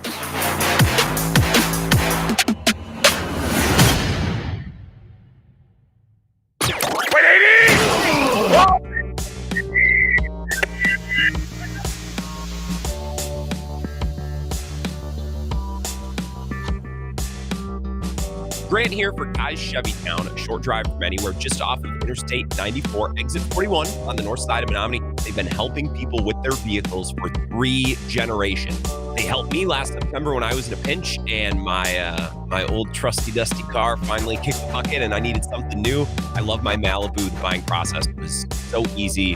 They walked me through every step of the way. I can't recommend them enough. So if you're in that spot and you're thinking, maybe it's time to upgrade, especially as you wake up this week and it's cold. Oh, well, I've been wanting to get a truck or an SUV or something that suits me a little bit better in the winter. If you go to ChevyTownUSA.com, you can see truck month deals on 2020 Chevy Silverado 100, or even their 2025 model closeout, which is just full of Blazers and Equinoxes and Trail Bosses and Colorados and all sorts of things that might just be perfect for you if you're looking for something a little bigger and sturdier in the winter. Go online and look at their inventory. Give them a call and ask them any questions you might have. ChevyTownUSA.com. Be wise, guys, that's wise. Unique farming operations need unique financial solutions. Ag Country Farm Credit Services offers customized financing that fits any size farm, ranch, or agribusiness. Next time you're in the market for more land, equipment, facilities, or maybe even an operating loan, contact Ag Country. They know agriculture and will work for you. Ag Country. Focused on ag, focused on you. Ag Country isn't a opportunity lender. The holidays are here, full of joy, family, friends, and yes, a little hustle. That's why you need a lead. Between cooking, shopping, and all those extra errands, aches and pains can sneak in. Aleve is here to help with long-lasting body pain relief. Don't let body pain slow you down. With up to 12 hours of body pain relief per dose, you can keep up with the season's magic and all that awaits. Pick up Aleve and get back to what really mattered, making memory. Use this correctly. Hi, I'm Michael from the Warren Treaty. You know the jingle. Now discover the facts about Ozempic that you get one. Only Novo Nordisk makes the big prove Ozempic. Learn about the real thing. Talk to your healthcare professional today. Call 1-833-OZEMPIC or visit Ozempic.com to view the medication guide and to learn more about Ozempic. Maglutide injection 0.5 milligram, 1 milligram, and 2 milligrams.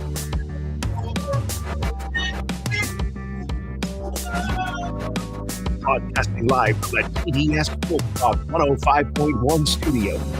The Dan Kasper Show.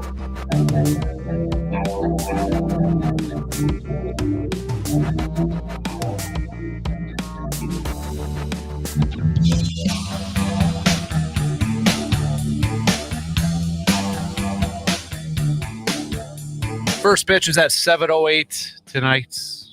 Blake Snell versus TBD right now for the Brew Crew. So probably going to be announced in a few hours. I'm sure you'll see it trickle in throughout the day. Yeah, so no need to rush it at this point. So a little different. Dodgers had a couple off days. Right, they were able to set it up. So it's Snell tonight. I believe Yamamoto tomorrow. Yep, and we know Freddie Peralta will get game 2. So don't know when Ohtani, probably 3, or Tyler maybe. We'll see. Maybe Glasnow. Yeah, might depend on how the first 2 go. Right. Never know. But I think it's going to be really important.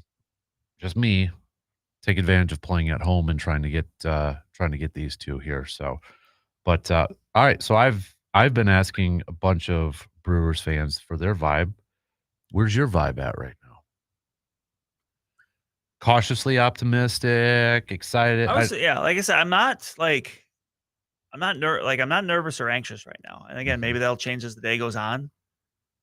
But I mean, it's kind of the same vibe I had before Game 5, where I wasn't I don't know, I wasn't necessarily thinking about the possibilities of what could go wrong. It's just we'll just kind of see what happens.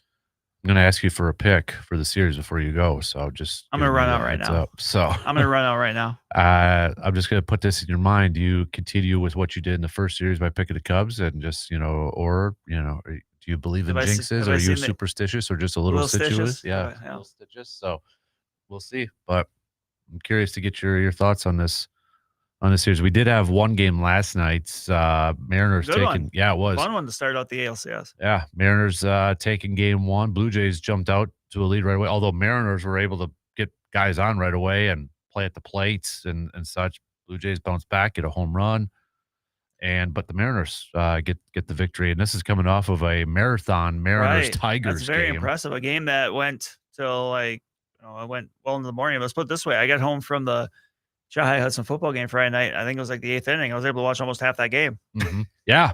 I will say, Dan Dickerson, been there. I haven't said what he said, but that was the Harry Doyle perfect. Yeah. If you don't know what this is, the radio guy for the Tigers after the game, they were talking, and they were kicking to break, and they were going to come back with the post-game wrap-up or something like that. And basically, he had the Harry Doyle somewhere along in the ballpark of the one hit. Yeah. Or the what does Harry Doyle say? Brought to you by heck with it. I can't find it. Yeah. Yeah. I can't find it. To heck with it. But use another word. What do you say? He's like, blank this post game wrap up. I'm like, motions, man. I get it. Yeah, I totally get it. And then he came out and apologized and stuff but it's that's just one of those I get it. That's how I feel Sundays after a Packers loss, where I gotta get ready for Monday morning show, and I'm like, oh no, thank you.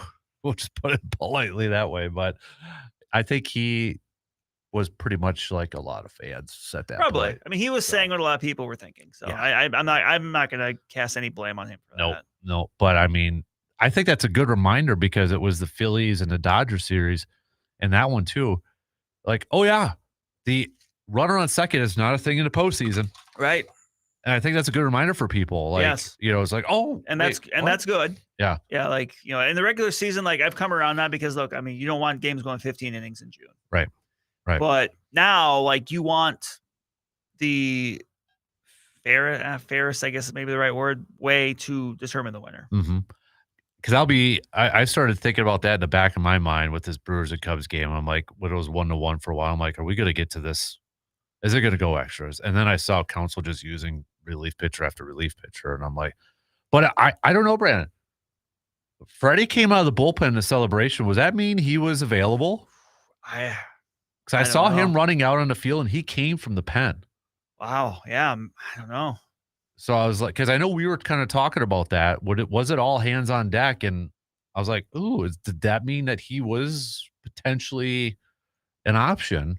Probably towards the back end, right? Like, desperate times, like you absolutely need somebody, but well, I guess thankfully we'll never have to know. Yep, exactly. But I think one thing too that kind of, and I missed it right away, but Murphy said the day after Peralta had a little bit of a hip issue after that stuff. Yeah.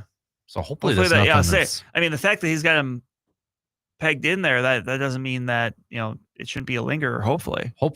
But maybe something to watch for game 2 coming up tomorrow already. Right. I mean, this is fast and furious, so we're getting to it here. But no, America, I think, is going for the Brewers, excuse me. I think America would be okay with either Blue Jays or Mariners for the most part. Maybe Probably more Mariners. Yeah. Well, Seattle and that, but still. Well, yeah. Around here, rooting for Dalton. Yeah. For a local connection with Yeah. Mr. Var's show. So, tell you what, let's take our final break, and then I'm going to put you on the spot. Are you ready to do this? I think so. All right. Remember what I got on the line. If you missed it Friday, remind everybody else. We are 4 games away from this happening. Yeah, I put 4 wins away from this. 4 wins. Yeah, I put this out there. If the Brewers if they win the NLCS and go to the World Series, a week from Friday, which would be Game 1 of the World Series, October 24th, which is also my birthday, live on this program, I will get my head shaved. Yep. And I'm not going to set it up until we know for. I don't want to jinx it. No.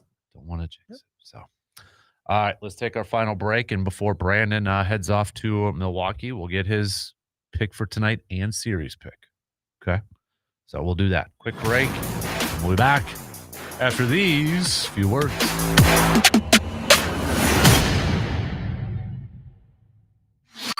Got a take on today's topics but can't call in? Then hit us up on Facebook, Twitter, or the text line and let your fingers do the talking.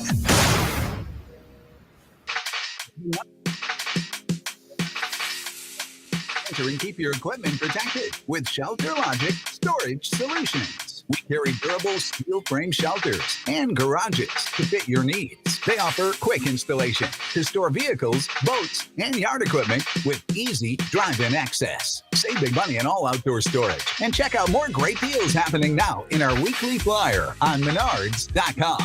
Save big money at Menards. You know that Big Bargain detergent jug is 80% water, right? It doesn't clean as well. 80% water? I thought I was getting a better deal because it's so big. If you want a better clean, Tide Pods are only 12% water. The rest is pure, concentrated cleaning ingredients. Oh, let me make an announcement. Attention shoppers, if you want a real deal, try Tide Pods. Stop paying for watered-down detergents. Pay for clean. If it's got to be clean, it's got to be Tide Pods. Water content based on the leading bargain liquid detergent. A lot of folks around here are breathing easier because of Grace Home Respiratory. They appreciate that Grace Home Respiratory is a local company that puts customer service first. They appreciate that Grace Home Respiratory provides an array of medical equipment, services, and supplies to help their recovery and enhance their quality of life. They appreciate that Grace Home Respiratory has the experience and qualifications that exceed their expectations. So when you need home medical equipment and services, turn to Grace Home Respiratory not only for the equipment you need, but for their dedicated staff of respiratory therapists who are on call 24 hours a day. To find out more, call Grace Home Respiratory at 715-832-7377 or online at ghr-ec.com.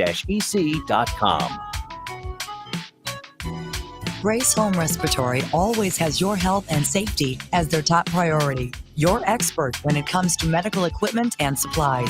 Choose Grace Home Respiratory. The holidays are here, full of joy, family, friends, and yes, a little hustle and bustle. That's why you need Aleve. Between cooking, shopping, and all those extra errands, aches and pains can sneak in. Aleve is here to help with long-lasting body pain relief. Don't let body pain slow you down. With up to 12 hours of body pain relief per dose, you can keep up with the season's magic and all that awaits. Pick up Aleve and get back to what really matters, making memories. Use as directed. Sports. You love it. We love it. And quite frankly, I don't trust anyone who doesn't love it. Do you? Is that a serious question? The Dan Kasper Show.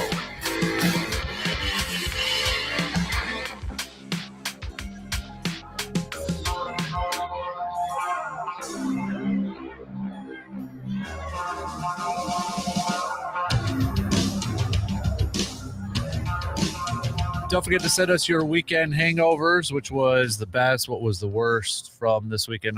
Mine, obviously, I'm going to go Brewers winning. Worst, Brian Branch had a rough night last night at the end. I feel like there's a heavy fine, maybe even a suspension coming. Right. I mean, there's at this point, there's quickly accumulating circumstances for him. Yes. Yep. So that would be my picks for best and worst. Badgers are just pathetic. That was going to be my worst. I mean, yikes. I think we all knew they were going to lose or thought they were going to lose. Not like that though. Right, especially coming off that Michigan game where they hung in there, but to do that in that spot, that's just it's embarrassing. It's pathetic. It's all the above. That we think of a superlative. It's probably that. Yep, exactly. All right, dude. 8 minutes.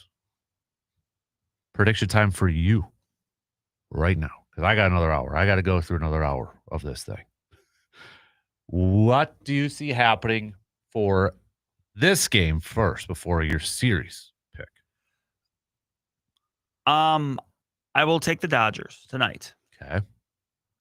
I think this is going the full 7, but I will take the Dodgers. Ooh, Dodgers in 7 again? Just too much power?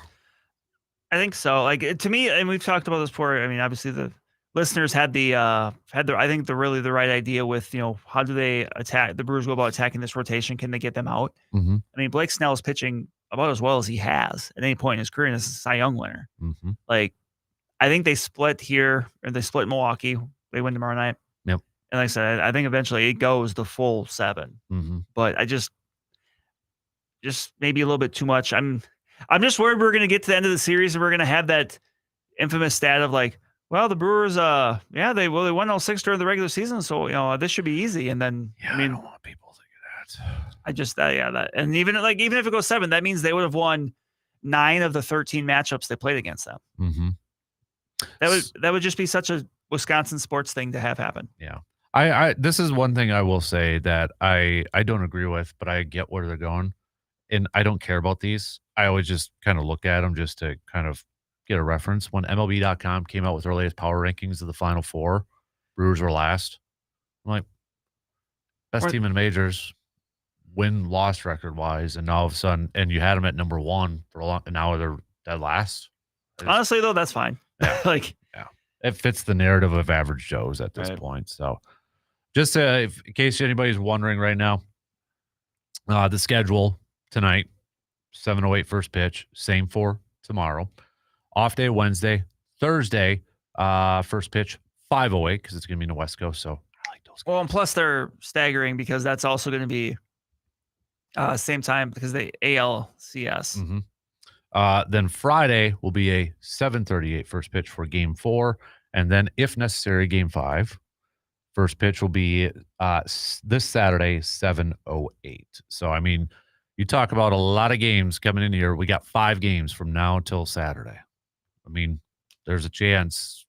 Brewers-wise, it'd be nice if it was a sweep, but odds are probably not going to happen for hopefully either side. But all right, so you got 7, and with Brewers, I want everybody else to make your picks too. Are you going?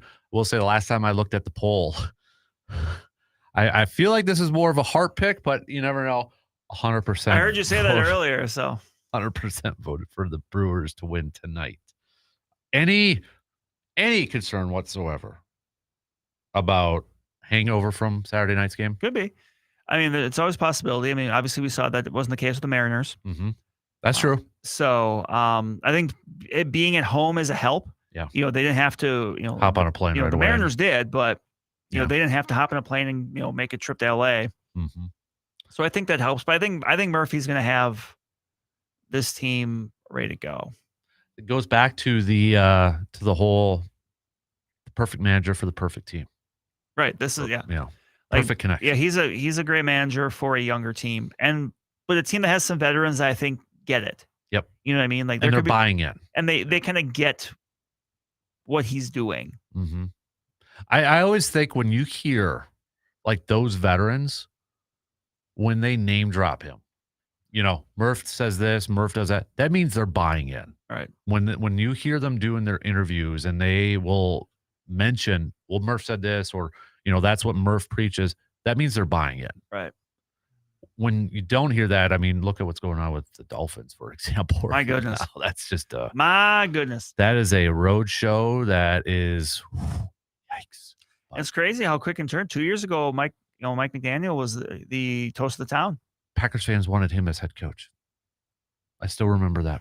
And I liked Mike McDaniel, and I do too. And the thing is, like, I think schematically he is very, very smart. Mm-hmm. But there's also a lot more that goes into it than just that. It's the whole, that's why everybody's like the Ben Johnson hire. You got to manage egos. Yep. It's one thing for going, some people are just better coordinators than they are head coaches. Yeah. And it's still out there. We don't know about Ben Johnson yet. I mean, we probably won't know for a couple of years. Right. To be fair. So, or Jets right now with Aaron Glenn. To be fair. That's not good either. Is that just a Jets program franchise thing that just does nothing works over there? I mean, that would be where I would first look at, because there's such a track record. It's like they've got guys. Garrett Wilson, Sauce Gardner, Breece Hall. I mean, they've got dudes. They've got dudes, but what the heck? And I thought game 1, how the offense was playing, I'm like, oh, okay. Nope, it's a trash fire right now. Mm-hmm. It's complete trash fire. So, well, I'm excited for you tonight, man. I'm a little jealous. Little upset you didn't ask me to go with. But I probably wouldn't have gone either. So just throwing it out there. I'm not gonna lie, I was kind of hoping it was gonna be a 3:00 game. Yeah, it's gonna be a late night. But we're staying down there. Are so, you? Okay, yeah, so you don't have to drive back. So. Yeah, so that's nice. But yeah, I think the closer it gets when you hit the road, you're gonna start to get that that knot in your stomach. But remember what Pat Murphy said.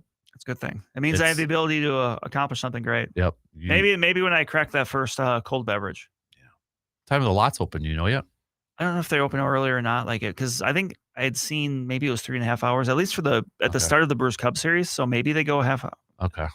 Are you shuttling or are you actually? Shuttling, because we're not tailgating. Okay. Because we're gonna get down there. We might have a place we go. We're gonna get down there, hotel, and then we might go grab something to eat somewhere. And then if we're not tailgating, we figure we might as well just shuttle in. And okay. So, make sure you post on what shirt you decided to wear. I might go both. Like I said, they're both in my bag. All right. Well, if you have to, take one off during the game if something's not working. I will. So I'm not, as you said earlier, I'm not superstitious. You're just a little. I'm just a little stitious. Stitious. So, all right, shot clock's gonna cut me off here in 2 seconds. Safe travels. Bring back a W. Otherwise, don't come back. You know what's gonna happen. For me, I'm gonna shun you from ever going to another Brewers game ever again. Ever. All right, he's out, but we got one more to go. Brewers fans, continue to send me your vibes. Packers fans, give me the word, give me the phrase that describes yesterday's game for you. We'll be back after these news updates. WAYY Eau Claire, W286CK Eau Claire, Sports Talk 105.1 and 790 AM. From the 715 Newsroom, it's your news done differently with Morgan McCarthy. Well, good morning. Here's what we're learning today as we weekend and plug into a new lines put us local. And you may have heard sirens yesterday in Eau Claire. Firefighters dispatched to the scene of a fire that started yesterday morning, and flames ignited an attached garage on a home in the Shorewood Heights Parkway area. 5 people at the home were all able to get out without injury. No word yet on the cause of the fire, though damage estimates are creeping into the $200,000 range. From the courts, a 2023 robbery has a recent update. Sentencing now pending for an Eau Claire County man convicted in connection with an armed robbery. As 27-year-old Maxwell Lubick robbed an Eau Claire credit union in 2023, recently convicted on charges in the case. Just a heads up, no mail today.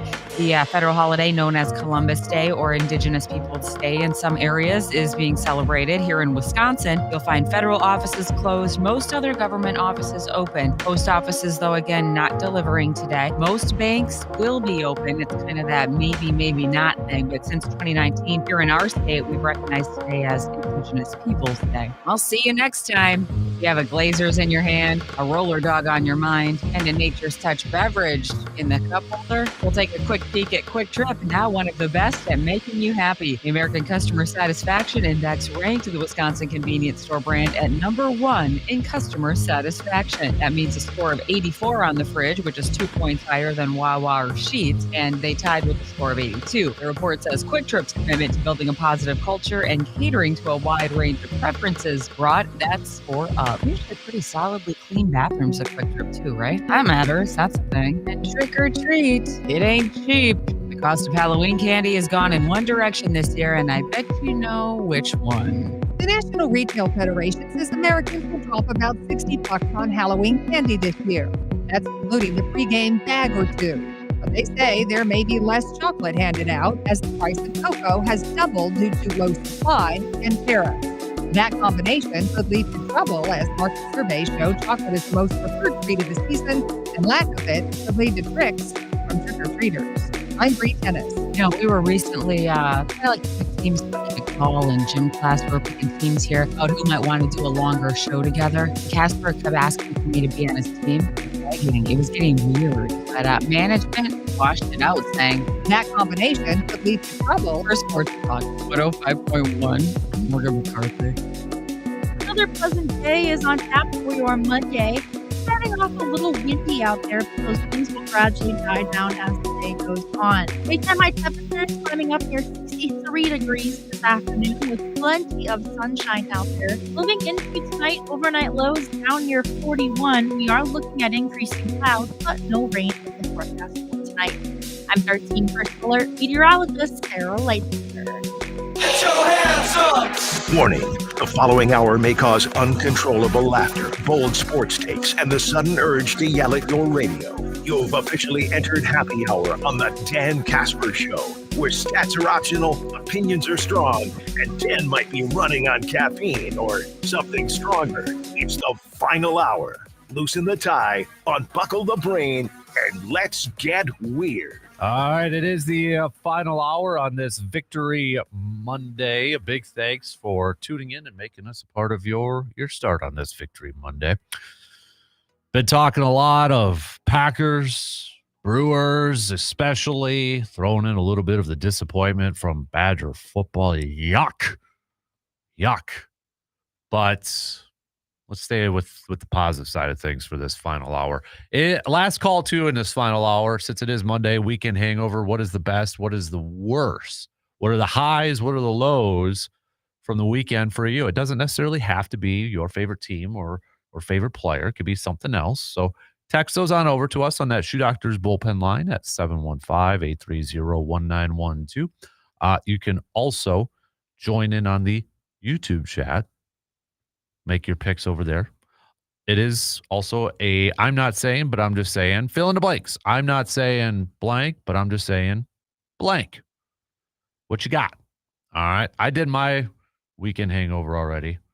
I'm not saying, but I'm just saying. I'm not saying that The Packers were awful yesterday. But I'm just saying, I felt a little off. A little off. Like, for me, and again, I'll preface this by saying maybe I just have super high expectations. Maybe I just feel like, I've set the bar so incredibly high that a little bit under it, it's like, ooh. And maybe I just teed myself up for that game where I wanted a dominating win. I wanted a just absolute punch out. But it wasn't the prettiest game. It wasn't the prettiest game. The only thing that matters is the win, which they got. They're back in the first place in the division thanks to the Chiefs beating the Lions last night. But it just felt like, and I guess for me, the thing that really stands out is these last two games. When we look at Dallas and we look at Cincinnati. Second half defense. Something about this second half defense from Green Bay in these last two games is giving me a little bit of nervous vibes. Because they've began those games playing some really good defense, shutting them out. But then you look at, like, Cincinnati began the second half, 17-play drive, score. Second, so this is a telling stat, I think. If we go back to Dallas, in the second half, Dallas punted on their first drive in the second half. That is the last time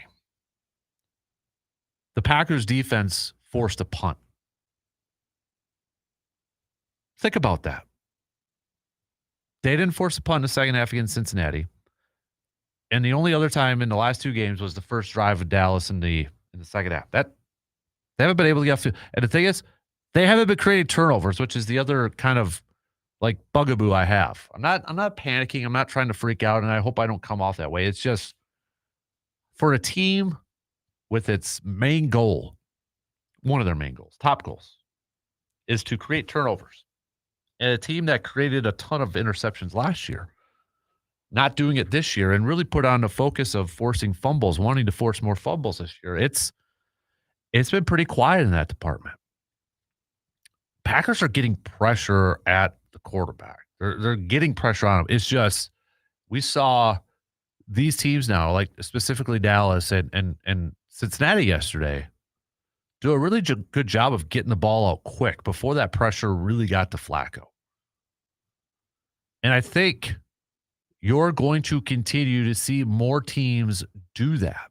And it was to the point where we saw Jeff Hafley bring a blitz a little bit more than maybe what we've been kind of used to, trying to get that pressure there quicker to get after Flacco. And maybe trying to get the ball out even quicker so the receivers didn't have time to get out of their routes or to turn around and look for the football. But in just my opinion, I feel like we're going to see more teams utilize this quicker passing game to try to neutralize that pass rush, to try to neutralize that pressure that Green Bay is consistently getting. But that is going to put more pressure on those corners. Nixon, Hobbs, Ballantyne, Bullard. It's going to put more pressure on those guys to play probably closer to the line of scrimmage, probably play a little bit more on an island, little man-to-man coverage. It is going to put more pressure on those guys to make sure that they don't allow those dink and dunk catches, that quicker passing game. So Hafley, this defense has to figure out a way, like, okay, how do we slow this thing down? I mean, you don't want to get into a constant situation where you're dying by a death of paper cuts on the defense, kind of like that first drive coming out of the half, where you had 17 plays by Cincinnati, right? You don't want to do that. So it'll be interesting to see. Because I think the corner's got to step up now. Now, I don't fault Nixon for the Jamar Chase touchdown catch. I mean, as frustrating as that was to give up a touchdown there, That was a heck of a catch by Jamar Chase. And he is one of the best, if not the best in the league for wide receivers. He's easily top 5. If you don't have him at number 1, he's top 5. And we knew this was going to be a big test this year for these corners going up against a ton of good receivers throughout this season. And I fairly confident in saying that Hafley probably wanted to keep Higgins and Chase more in front, right? He didn't want to give up the big play. They don't want them to be able to throw the ball down the field. We know Flacco's got an arm. We know he likes to throw the ball down the field too. So he probably wanted to keep everything in front of him, which is fine. But again, that's going to put more pressure on those corners to be able to limit that quicker passing game, those linebackers, et cetera, et cetera, et cetera. Because if you want to neutralize that pass rush, one is to be able to run the football, but also getting the ball out really quick. And you're going to be going up against more teams that are going to continue to do that against this defense until the Packers defense shows that maybe they can limit that. And I think we're really going to see, okay, is Keyshawn a number 1 corner? Is Hobbs going to play up to the value of that contract? If those questions by the end of this season and there's question marks surrounding that, I think we know what's going to be a big need for the Packers heading into the offseason. It's probably going to be a corner. Not having Devontae Wyatt is a huge loss. You could look back at that Dallas game too and see where, when he went out, there was a loss. What's another way of limiting a quicker passing game? Getting pressure up the middle. And Devontae Wyatt has been doing a fantastic job at that from the interior defensive standpoint. Getting in the quarterback's face right away. You saw Green Bay really trying to move Micah around a lot in that game, trying to get him up front too, or up the middle. Having Devontae Wyatt back, whenever that's going to happen, is going to help that cause. Pushing that pocket backwards into the lap of the quarterback is going to limit that, just collapsing the pocket overall. But it's definitely going to put the microscope, I think. And it has already, but it's going to even more with these corners moving forward. Offensively, the offensive line right away was putrid. They got Zach Tom back. They got Aaron Bakes back. They started off Jordan Morgan. Then they started to go with a little bit of a rotation at right guard, which I don't know if I'm all about. I feel like you got to settle on one guy and just roll with it. But Cincinnati was getting pressure with 4, heck, even a couple times, 3 defensive linemen and just dropping extra bodies back in coverage, making things difficult in the passing game. It's one thing to rush 4 and dropping that many back. It's another if you're able to generate pressure with that 4, and that's what Cincinnati was able to do, especially in the first half. And it was frustrating to watch. The offensive line did not get off to a great start. Finally settled down a little bit. Opened up some running lanes for Josh Jacobs, who the fact that we find out afterwards was puking before, during the game, and he nearly ran for 100 yards. Second leading receiver, couple touchdowns, over 150 yards scrimmage. That's pretty dang impressive. I just think, there's going to be people pinpointing to Jordan Love's interception. Awful interception. Awful decision. Just get rid of the football. The overthrow to Musgrave was like, whoa, dude. Where are we going? And then he comes back with a great throw. I feel like this is going to be Jordan Love. This is Jordan Love. You're going to have some really good throws. And he's going to make some really good plays. And he made some big plays with his feet yesterday, which is something he didn't do last year because of those injuries. But he was able to pick up some crucial yardage, some big-time first downs early in that game, utilizing his feet. He had some game management issues. Game management, game timing, sliding instead of going head first for a first down. Looked like he would have been able to go head first without taking a hit to pick up a first down. Opted to slide instead. There's going to be some of that. I'm at the point now, and that's not to say Jordan Love can't get better.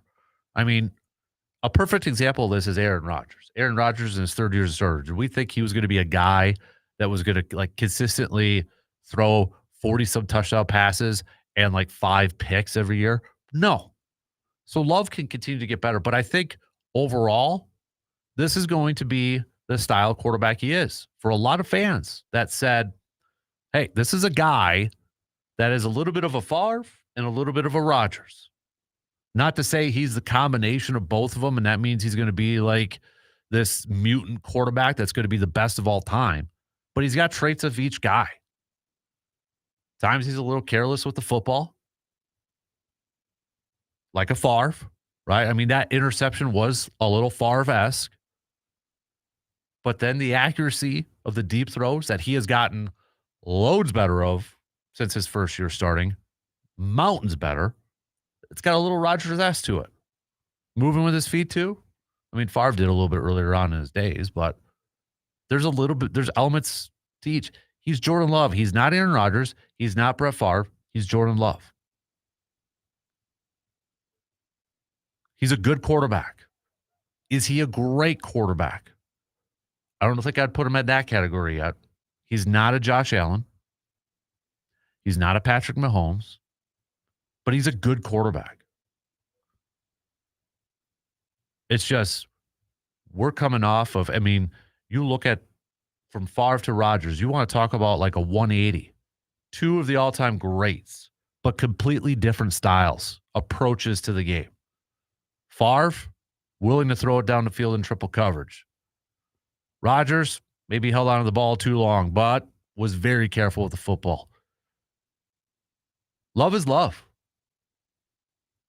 Love is his own quarterback. Love is his own style. He's going to have his own style. This is where I get a little cautious when a lot of people tend to throw out player comps, especially when we get to the draft. Because I think a lot of people automatically then, when they see a player comp, they're like, oh, that means that player is going to be like so-and-so. No.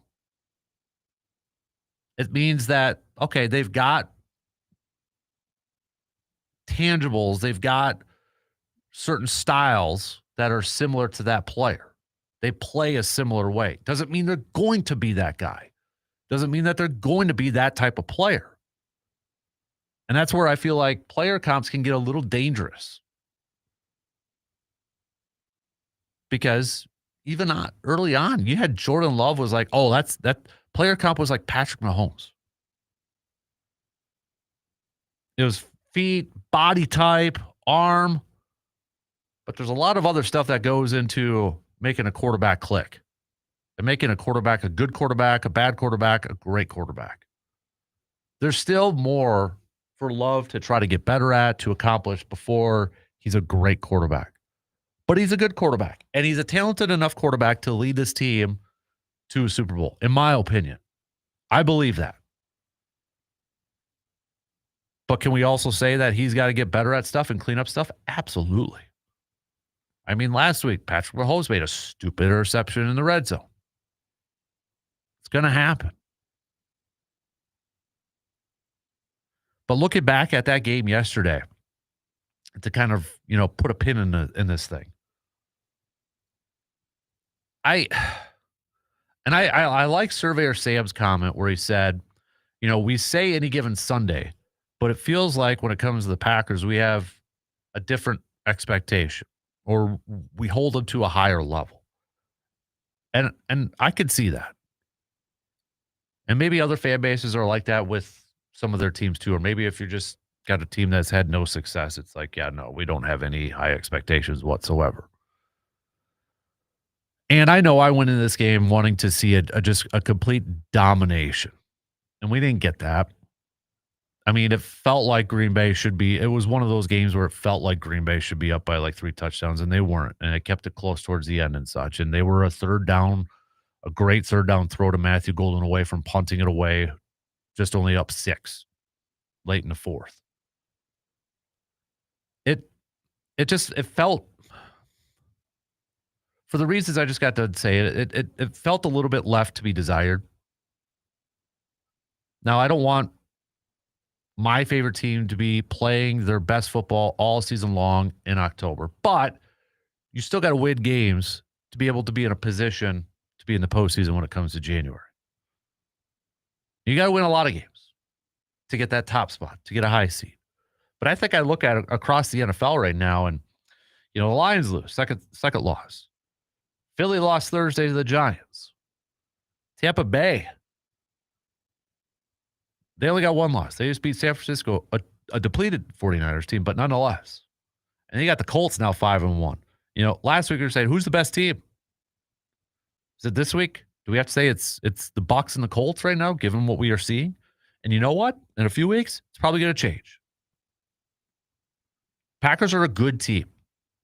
They could be a great team. They got things to clean up. They got things they got to get better at. I think they can. It's just, will they? But that game, I think it's okay to say, yeah, was it the greatest? Was it clean? They got some things they got to work on. There's a couple things that are making me a little bit nervous. It's okay to say that, but I think it's also okay to say, but the ultimate thing is they got the win. It's the only thing that matters.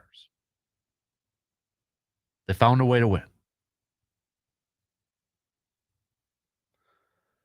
All right, let's take a quick break. Back to more baseball talk.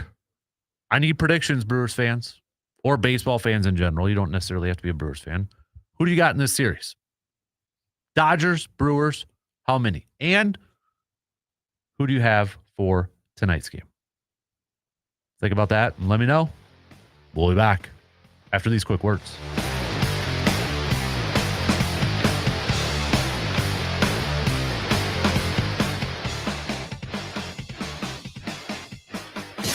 You're listening to the Dan Kasper Show.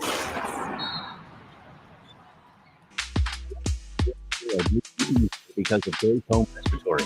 They appreciate that Grace Home Respiratory is a local company that puts customer service first.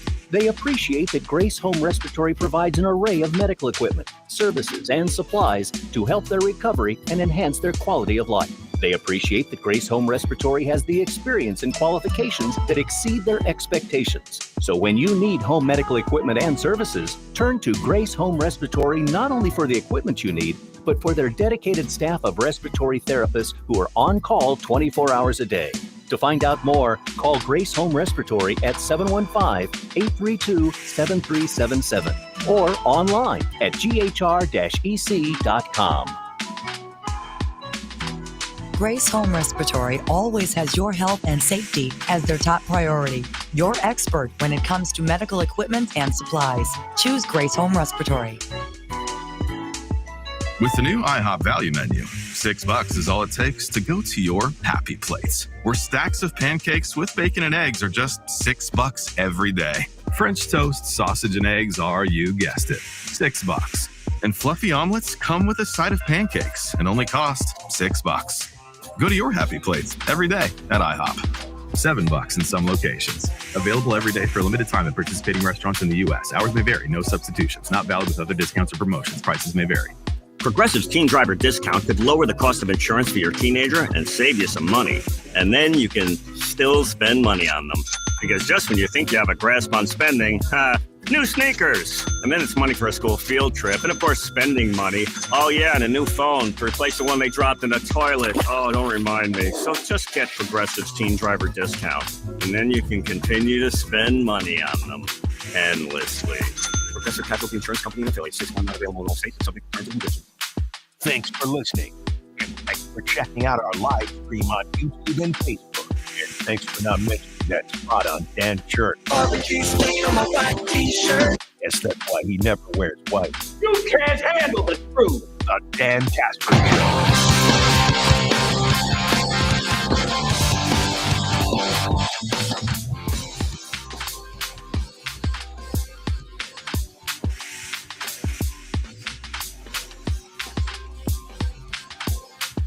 Jimmy says, I'm not saying, but I'm just saying Mets highest payroll in Major League Baseball. They'll make the playoffs. Phillies, the fourth highest bounce. One Yankees. Or wait, Phillies fourth highest bounce round one. Yankees third highest bounce in first round. Mariners 16th and Brewers 23rd highest best record in MLB playing in the LCS series. Payroll has an impact, undoubtedly. Some of the shine of the payroll excuse has been taken away. Best of the weekend, Tigers, Mariners, Friday game, epic, no ghost runner, BS, old school playoff baseball. Texture, no name, says Brewer experience from Milwaukee on Saturday night. My family and I were at the Mumford & Sons concert at the Fiserv Forum Saturday night. When the last out was recorded, the fans stopped the performance mid-song with all the cheers and screams. Unbelievable experience. Okay, I saw clips of this. I'm glad we have a texture that was there. I saw clips of this all across social media of that concert and like the eruption of cheers.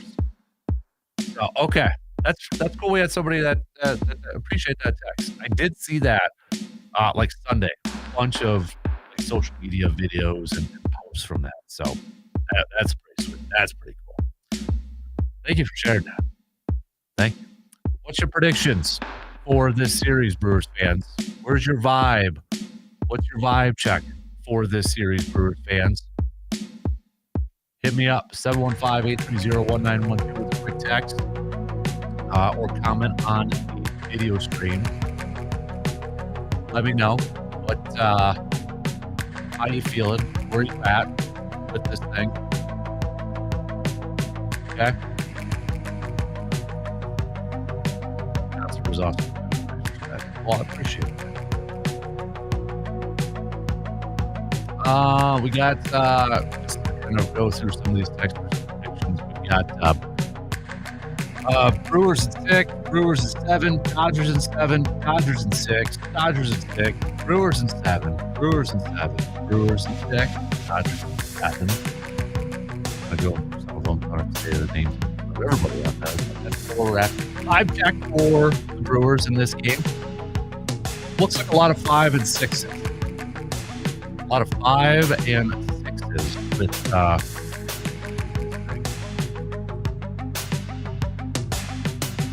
don't know if that's just because of nerves, a little bit of caution, a little bit of apprehension. But let me know. Where's your vibe? Right now, I'll be honest with you. It's game day, and I'm pumped that it's game day. I am excited that it's game day. But I don't think it's quite hit me yet that it's game day. You know what I mean? Like, closer we get to first pitch, closer we get to this thing, or I'm going to be a little bit more like that adrenaline is going to fly. Like Saturday, I was this time in the woods, and I was just kind of after a crazy week, changing studios, changing computer systems, trying to learn on the fly. Brewers games going on, and then I'm like trying to get to it. Ted Nugent said in the plastic song Fred Pear, "Here the woods is like an old good friend and makes you feel warm and good inside. You need to get to the woods. Go to your stands." I really wasn't thinking about the game, but as soon as I got home, about an hour and a half before the game started, I was like, that's what you're going. Oh yeah, I'm kind of right there. Like, it'll hit me, I think, this Saturday. Like, let's go. Game 1. So my vibe is probably like, probably middle of the road, but we get closer, probably going to be like 8-9.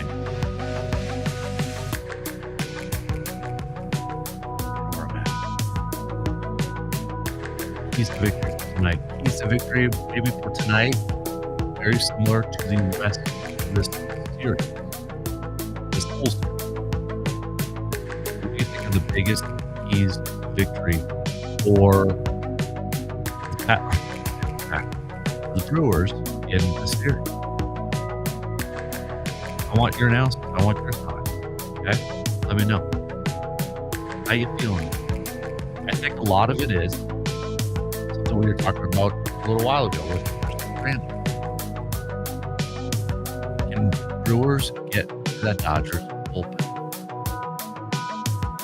And they rack up the pitch count on their starters. Snell, for tonight, Blake Snell, and they rack up that pitch count again into that Dodgers bullpen. Blake Snell's been pitching very well as of late. scary one. And the Brewers kind of get to him early. They rack up that count early. They put up some runs early for whoever is pitching tonight. You know, I think the two biggest keys to the Brewers, getting that pitch count up against Blake Snell, and making sure that your offense is ready to go tonight and able to score runs against. If you look at this Dodgers lineup, I mean, they're probably more likely they're going to be able to score runs. So this offense, this Brewers offense, got to be able to score those runs. Not only just rack up the pitch count, manufacturing those runs, getting those runs across the board. And on the flip side, Brewers pitcher, defense, all hands on deck, got to be on your A game. We know that Dodgers lineup is heavy. Power. Almost every single one of those guys can change the game with his feet. Can they limit that power that Dodgers have? You know, you hear a lot about David versus Goliath, big money teams, low spending teams. If the Brewers lose this, I'm sure you're going to have the national narrative out there that, hey, this is why you got to spend money. Money wins in the postseason. Yeah, the Brewers win this.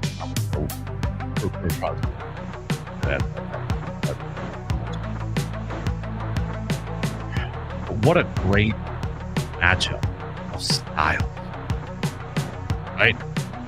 What a fantastic matchup. If you're just a baseball fan, what a fantastic matchup of style, right? Power, starting pitching, offensive Dodgers, to this Brewers pitching staff of multiple different arms and how they play offense, ball, but heck, they just get 3 solo shots to win the game on Saturday. Not their bread and butter. Got it done. A team that puts pressure on opposing defense. An offensive team from the Brewers that puts pressure on opposing defense. What a fantastic.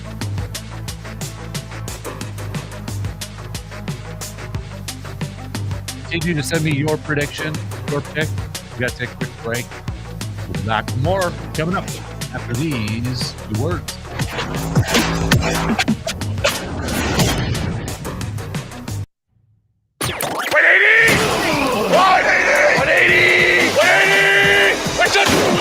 The Dan Kasper Show will be right back.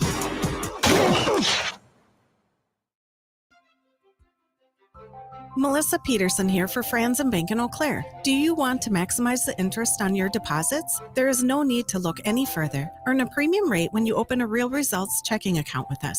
Treat your deposits right and take advantage of this fantastic offer. Stop by the Eau Claire office today or conveniently open an account online at franzandbank.com/realresults. Franz and Bank and Trust. Real people, real results. Member FDIC. When it comes to groceries, meals, and convenience, families in Eau Claire count on Hy-Vee. From fresh produce and quality meats to ready-made meals and everyday essentials, Hy-Vee has everything shoppers need all in one stop. And Hy-Vee knows you have a busy life schedule. That's why they've not only made shopping easier for you and your budget, but they also help you save money at the gas pump. Friendly service, great selection, and weekly deals that help stretch the budget. Hy-Vee in Eau Claire makes shopping easy. Hy-Vee in Eau Claire, where there's a helpful smile in every aisle. Could there be a better name? Auto Value Parts Stores. They aren't just about air fresheners or fuzzy dice. Auto Value Parts Stores are all about parts, auto parts, and advice. Pros who know auto parts with tons of tips when you need them the most. You want real value? Don't go to a place with a cute name. Go to Auto Value. Could there be a better name? I didn't think so. Your Auto Value Parts Store. We've got the parts, we've got the smarts. The holidays are here, full of joy, family, friends, and yes, a little hustle and bustle. That's why you need Aleve. Between cooking, shopping, and all those extra errands, aches and pains can sneak in. Aleve is here to help with long-lasting body pain relief. Don't let body pain slow you down. With up to 12 hours of body pain relief per dose, you can keep up with the season's magic and all that awaits. Pick up Aleve and get back to what really matters, making memories. Use as directed.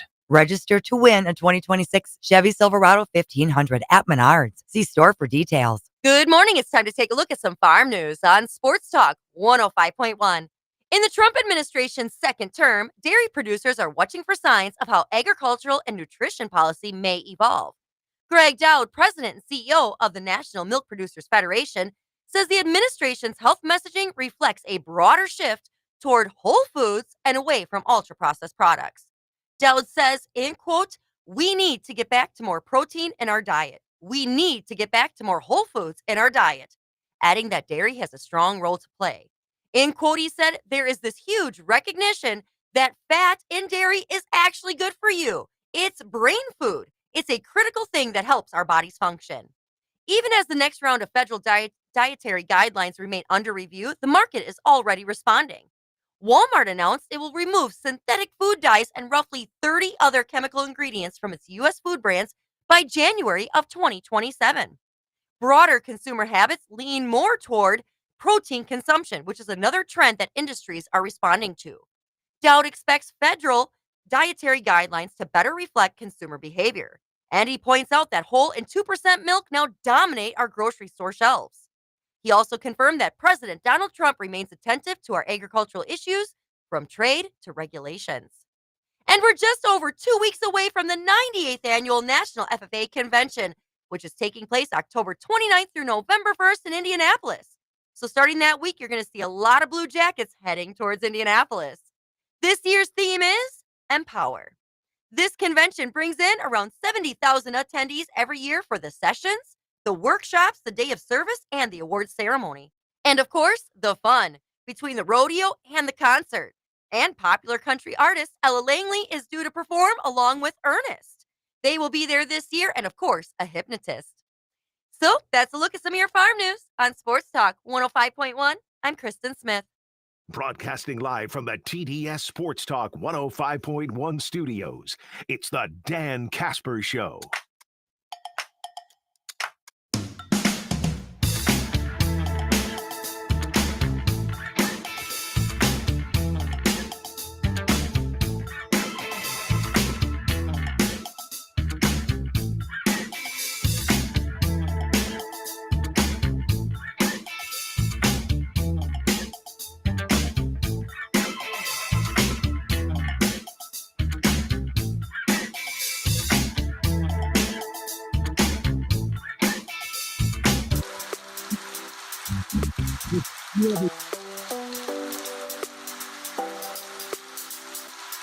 Our Facebook page, Sports Talk 105.1. We put up a photo. Big thanks to Brandon for sending this over. His youngster Braden had some luck. First year for Braden too. So big thanks for sending that photo on over to share it with the rest of us. But if you have any photos, maybe your youngster had some luck in the woods, or maybe you just have some photos spending some time in the woods with your youngster, post it up in the comments of our latest Facebook post. So we posted that picture with Braden's first year. So time for congrats.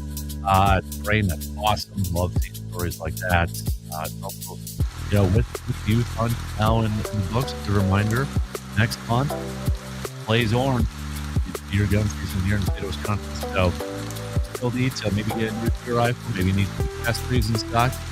We'll visit our good friends at Building Gun. Check out their website, buildinggun.com, or visit their shop, 12427 90th Avenue. I gotta make the upcoming year gun season. Get over there. But before you know it. Already seeing some scrape. When I was out in the woods Saturday, I was on some fresh scrape and that. That time of year. All right. So we've got more. I'd say I'm not going to go through every pick. Some of them are but I think if I were to do a little bit of a math gauge, trying to figure out just average it out. I'd say it's about 65% going with the Brewers in this series. Now, that is completely different from post last year, still 1-5. No question that was posted last night. But nonetheless, about 65 Brewers. It's about 75% Brewers winning tonight. So, game 1, 7:08 first pitch. Blake Snell is going for the Dodgers tonight. Not sure exactly what the plan is yet for the Brewers. Feels like, though, it's going to be maybe another bullpen or a Quinn Priester start, or maybe, it's DL Hall first and then Quinn Priester, kind of like they did in the regular season. We'll find out. Remember, too, Brewers can change and probably will change their championship roster. The roster that they had in the divisional round will be completely different.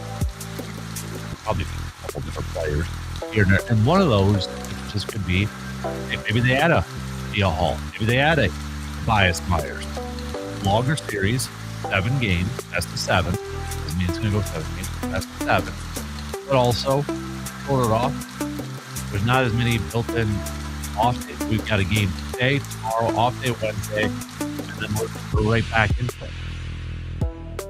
So, Pat Murphy kind of alluded to it a little bit yesterday during his presser that they might have, arms that can give them a couple innings or a few innings in their relief, instead of guys that maybe only give you 1 inning at a time. So maybe that bodes well for a guy like a Tobias or a guy like DL Hall to be on this roster because they give him a little bit of life. So that's where I'm kind of curious to see when this roster gets announced, direction they go. Will you go back to that game on Saturday? The performance that Mizorowski has done so far in this postseason has been awesome. And I know you got some people say, well, should they start Mizorowski? I don't think you mess with what's working right now. I don't think you do that. It is working right now with Mizorowski coming out of the pen. Whether it's after the first inning or whether it's after the first couple. Him coming in and giving them 3-4 innings is working. I don't think you should mess with him. I don't think you should do anything. Same with Chad Patrick. This postseason, he has pitched in 4 games. 6 strikeouts. The 0 ERA. He is doing phenomenal. These rookie pitchers, these youngsters of Mizorowski and Chad Patrick, guys who are going to get Rookie of the Year votes. They're not going to get Rookie of the Year in the National League. But those 2 youngsters to be able to perform how they are performing in this postseason has been very special to watch. Has been awesome. Absolutely awesome to watch. To see them shine in those moments. The Brewers are going to need those 2 guys, along with everybody else, to continue to pitch at a high level. Mizorowski is going to be a big part of this series. Regardless, even if he's not starting, he is going to be a huge focal part of this series against the Dodgers. Brewers are going to count on him. Can he continue to do what he did in this series against the Dodgers? Chad Patrick, be a guy again that comes in high leverage situations. Shut it down. You look at Caleb Durbin, I think wildly. Look at the game he had on Saturday, getting on base 3 times, 2 of them to buy a hit, stealing a base, playing great defense with that full roller up third. I mean, the transfer of getting the ball out and throwing it to first and getting the guy out. I mean, that was a fantastic defensive play. Things maybe we take for granted a little bit, but that's another rookie. Look at these 3 youngsters, these guys. The other guy that's probably going to get some votes who hasn't really been playing is Isaac Collins, but Urban, Biz, Patrick, in that game Saturday, big keys as to why the Brewers won that game. Yes, it was solo shots. It felt like that was Brewers in a nutshell. How do I want to say this? It wasn't necessarily the Brewers in a nutshell, but it was like, hey, you had the youngsters step up, and it's like the narrative that the Brewers can't hit home run. How do they win? 3 home runs, 3 solo shots. That's all the scoring they did. They won on defense. They won on great pitching. Their offense, they're known for small ball. Now we're going to have 3 solo home runs in that over.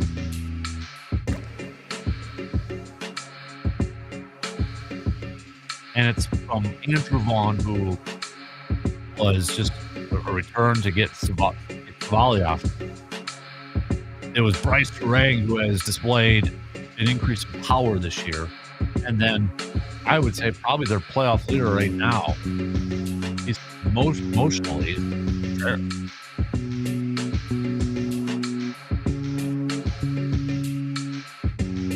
I'm definitely curious to see how this roster is up. I mean, if they carry one extra pitcher and change it up a little bit, does that mean you got a guy like Lockridge, like Brandon was, a guy like Lockridge, the odd man out? Because you look at your outfield depth, you've got your starters, Churio, Perkins, Frelick, you throw in Collins. Powers could give you a corner outfield spot. That can be great defensively, but he can go out there and do it. Infielders, Monasterio is going to be there because of the flexibility that you can play at all the spots in the infield. I have Jansen as a back catcher. Glenn Bowers is the other first baseman too.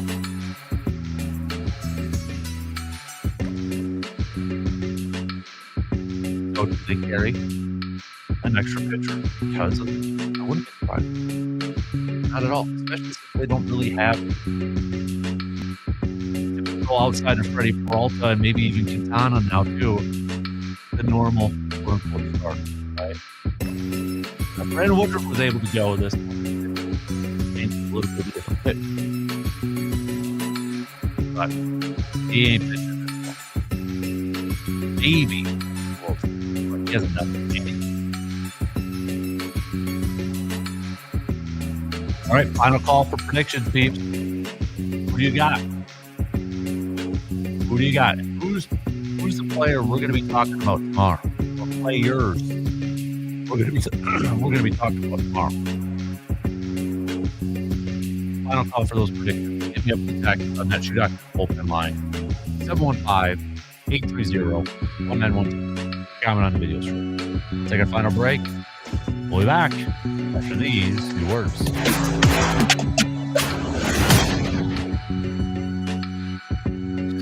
Got a take on today's topics? Can't call in? Then hit us up on Facebook, Twitter, or the text line and let your fingers do the talking.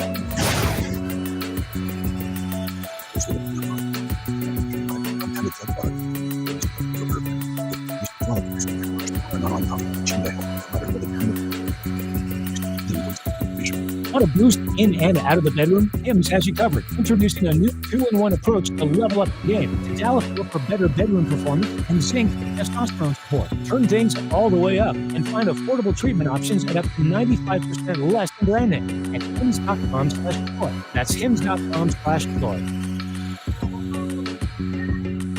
Hi, I'm Michael from the Warren Street.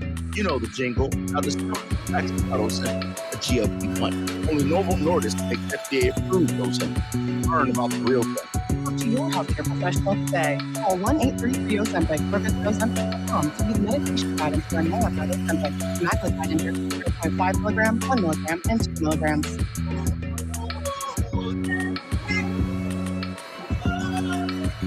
When it comes to groceries, meals, and convenience, families in Eau Claire count on Hy-Vee. Fresh produce, quality meats, ready-made meals, and everyday essentials, Hy-Vee has everything shoppers need all in one stop. And Hy-Vee knows you have a busy life schedule. That's why they've not only made shopping easier for you and your budget, but they also help you save money at the gas pump. Friendly service, great selection, and weekly deals that help stretch the budget. Hy-Vee in Eau Claire makes shopping easy. Hy-Vee in Eau Claire, where there's a helpful smile in every aisle. When drivers in Eau Claire need a mechanic they can trust, they turn to EJM Automotive. Known for honest work, fair pricing, and quick turnaround, EJM Automotive handles everything from oil changes to engine repairs. Whether it's a daily driver or a weekend toy, EJM Automotive treats every vehicle like it's their own. Friendly service, expert technicians, and a reputation built on integrity, EJM Automotive keeps Eau Claire running right. Just give them a call today to set up your appointment at 715-835-9523. Get ready to save with half-off deals. A great way for you to get goods and services that you will love and you don't have to pay full price. Be sure to check out all the great savings that half-off deals have to offer. There is something for everyone, so be sure to see for yourself. Be ready with your credit or debit card and get ready to save. For more details and to find out about all the savings, just go to aroundthe715.com. The holidays are here, full of joy, family, friends, and yes, a little hustle and bustle. That's why you need a lead. Between cooking, shopping, and all those extra errands, it's some pain. Sneak in. Aleve is to help with long-lasting body pain relief. Don't let body pain slow you down. Up to 12 hours of body pain relief per dose. You can keep up with the season's magic. All that away. Pick up Aleve and get back to what really matters. Making that right. Use as directed. If you were to listen to Dan Kasper nonstop around the clock for a solid month, you'd become the king of all sports fans, desired by beautiful women, and rich beyond your dreams. Thanks. Try it and let's see. The Dan Kasper Show.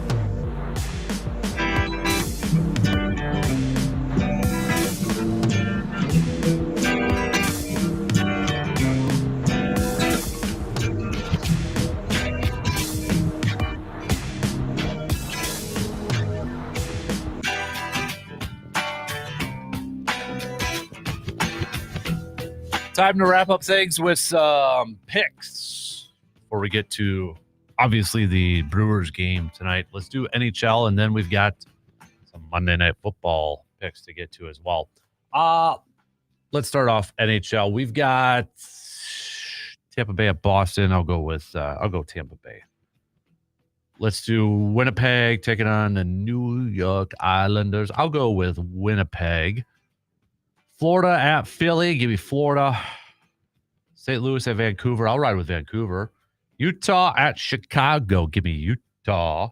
Give me 2, Utah. Or Utah. Give me 2. Kings versus the Wild of Minnesota. I'll go with Minnesota tonight.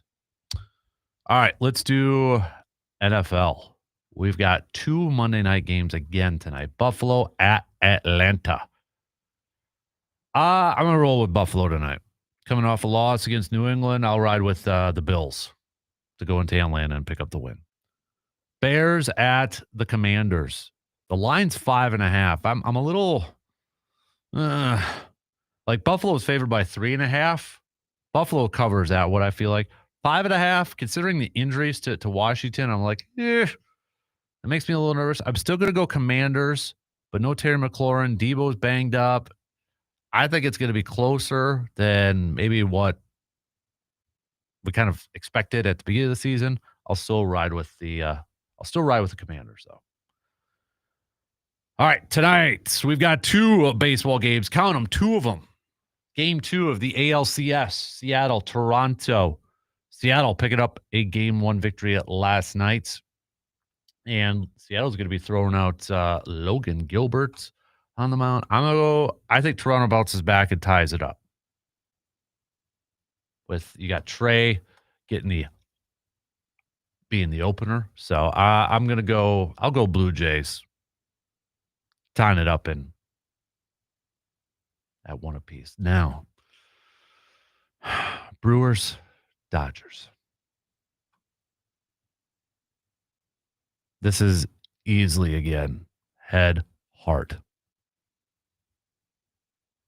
On one hand, you could say Dodgers a little bit more rested. Brewers, a little bit of a hangover. More ways than one, maybe on Saturday. Could be kind of a little bit of a hiccup game with all the emotions and coming off the high, and the Dodgers coming in, and they just they steal Game 1. I could buy that if that's the story that somebody would send over to me why they're picking the Dodgers. I could buy that. I could see that easily happening. Brewers just Saturday night celebrating, beating the Cubs, coming down that emotional high. Not a lot of rest in between. Definitely could see them maybe little lackluster, not as much energy tonight. And you got Blake Snell on the mound, who's been pitching really good, really well. But screw it, I'm going with the Brewers tonight to ride the wave of emotion and the fan and the energy from that fan base. Brewers fans going to the game, continue to make it a home field advantage for the Crew. That team has won 52 games at home this year. Dodgers, just one game above 500 on the road. Make it home field again. Get into their heads. Help this team again. You heard it from Bronny. As Bronny said, fans can will their team to victory. And you're going to need to do it going up against the Dodgers. I don't care that the Brewers swept them this season. I don't care that they were 6-0. That doesn't matter. This is a brand new season. If anything, it's a mental thing to say, okay, yeah, we proved we can beat them. So let's go out there and do it again. There's that, I understand the David versus Goliath sort of thing, but I think that's more of the payroll talk. Brewers are a good team. They've won the most games this season of any other team in Major League Baseball. Okay, they're a good team. They've got good players. Their style clashes between these two, and that's what's got me excited to see both these guys or both these teams going at it. But I think a key here for the Brewers, you got to win your games at home. You got to win your games at home, and you got to try to steal one in Hollywood, in L.A. I think if the Brewers can win these two, and you could steal one in La La Land, it's setting up. But you got to win these games at home. I really believe that this is going to be a huge key. Win your games at home. And that's going to be a lot on the fans. Make that a loud and intimidating place for the Dodgers. There's probably going to be Dodgers fans there. I mean, they're a worldwide brand. There'll be Dodgers fans there. But let's make it difficult on them. And it's going to not, I would imagine, not as many as Cubs fans. And from all accounts, it sounds like Game 5, there was more than Games 1 and 2, but still way fewer than a regular season game. So let's keep up with that energy.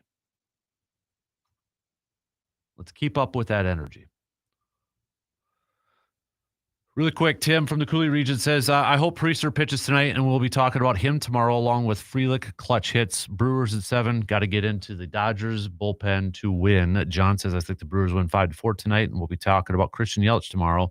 He's going to end up hitting a 2-run bomb. Do I have enough time to do this? Let me see if I can do this really, really, really quick. There's 2 players I want to look at to see if I can get their stats going up against the Dodgers this year. Just some numbers against the Dodgers. I want to see if I can. I don't know if I'm going to have enough time here. I wanted to see, for one, Yelich's numbers against the Dodgers this year. Let's see if I can bring it up. Okay, splits. So Yelich this year against the Dodgers, 250. Okay. Dodgers. Okay. And the other one I wanted to look at was Sal Frelick. I need a Sal Frelick game tonight. I need a Sal Frelick series. I need my guy to bring that Energizer bunny. Oh, 167 against the Dodgers. Yeesh. Okay. Yikes. Not great. And he didn't play it in that series against the Dodgers in La La Land. So, all right. But it's Christian Yelich going up against Dodgers. He's from California. You got those storylines there. So, all right, shot clock's going to cut me off. Enjoy the game tonight, guys. 7:08 first pitch. Let's get a W, shall we? Let's have a Victory Tuesday. Would love nothing more than a Victory Tuesday tomorrow. Have a good rest of your day. Same place, same time, tomorrow morning, 6 a.m. We'll talk to you then.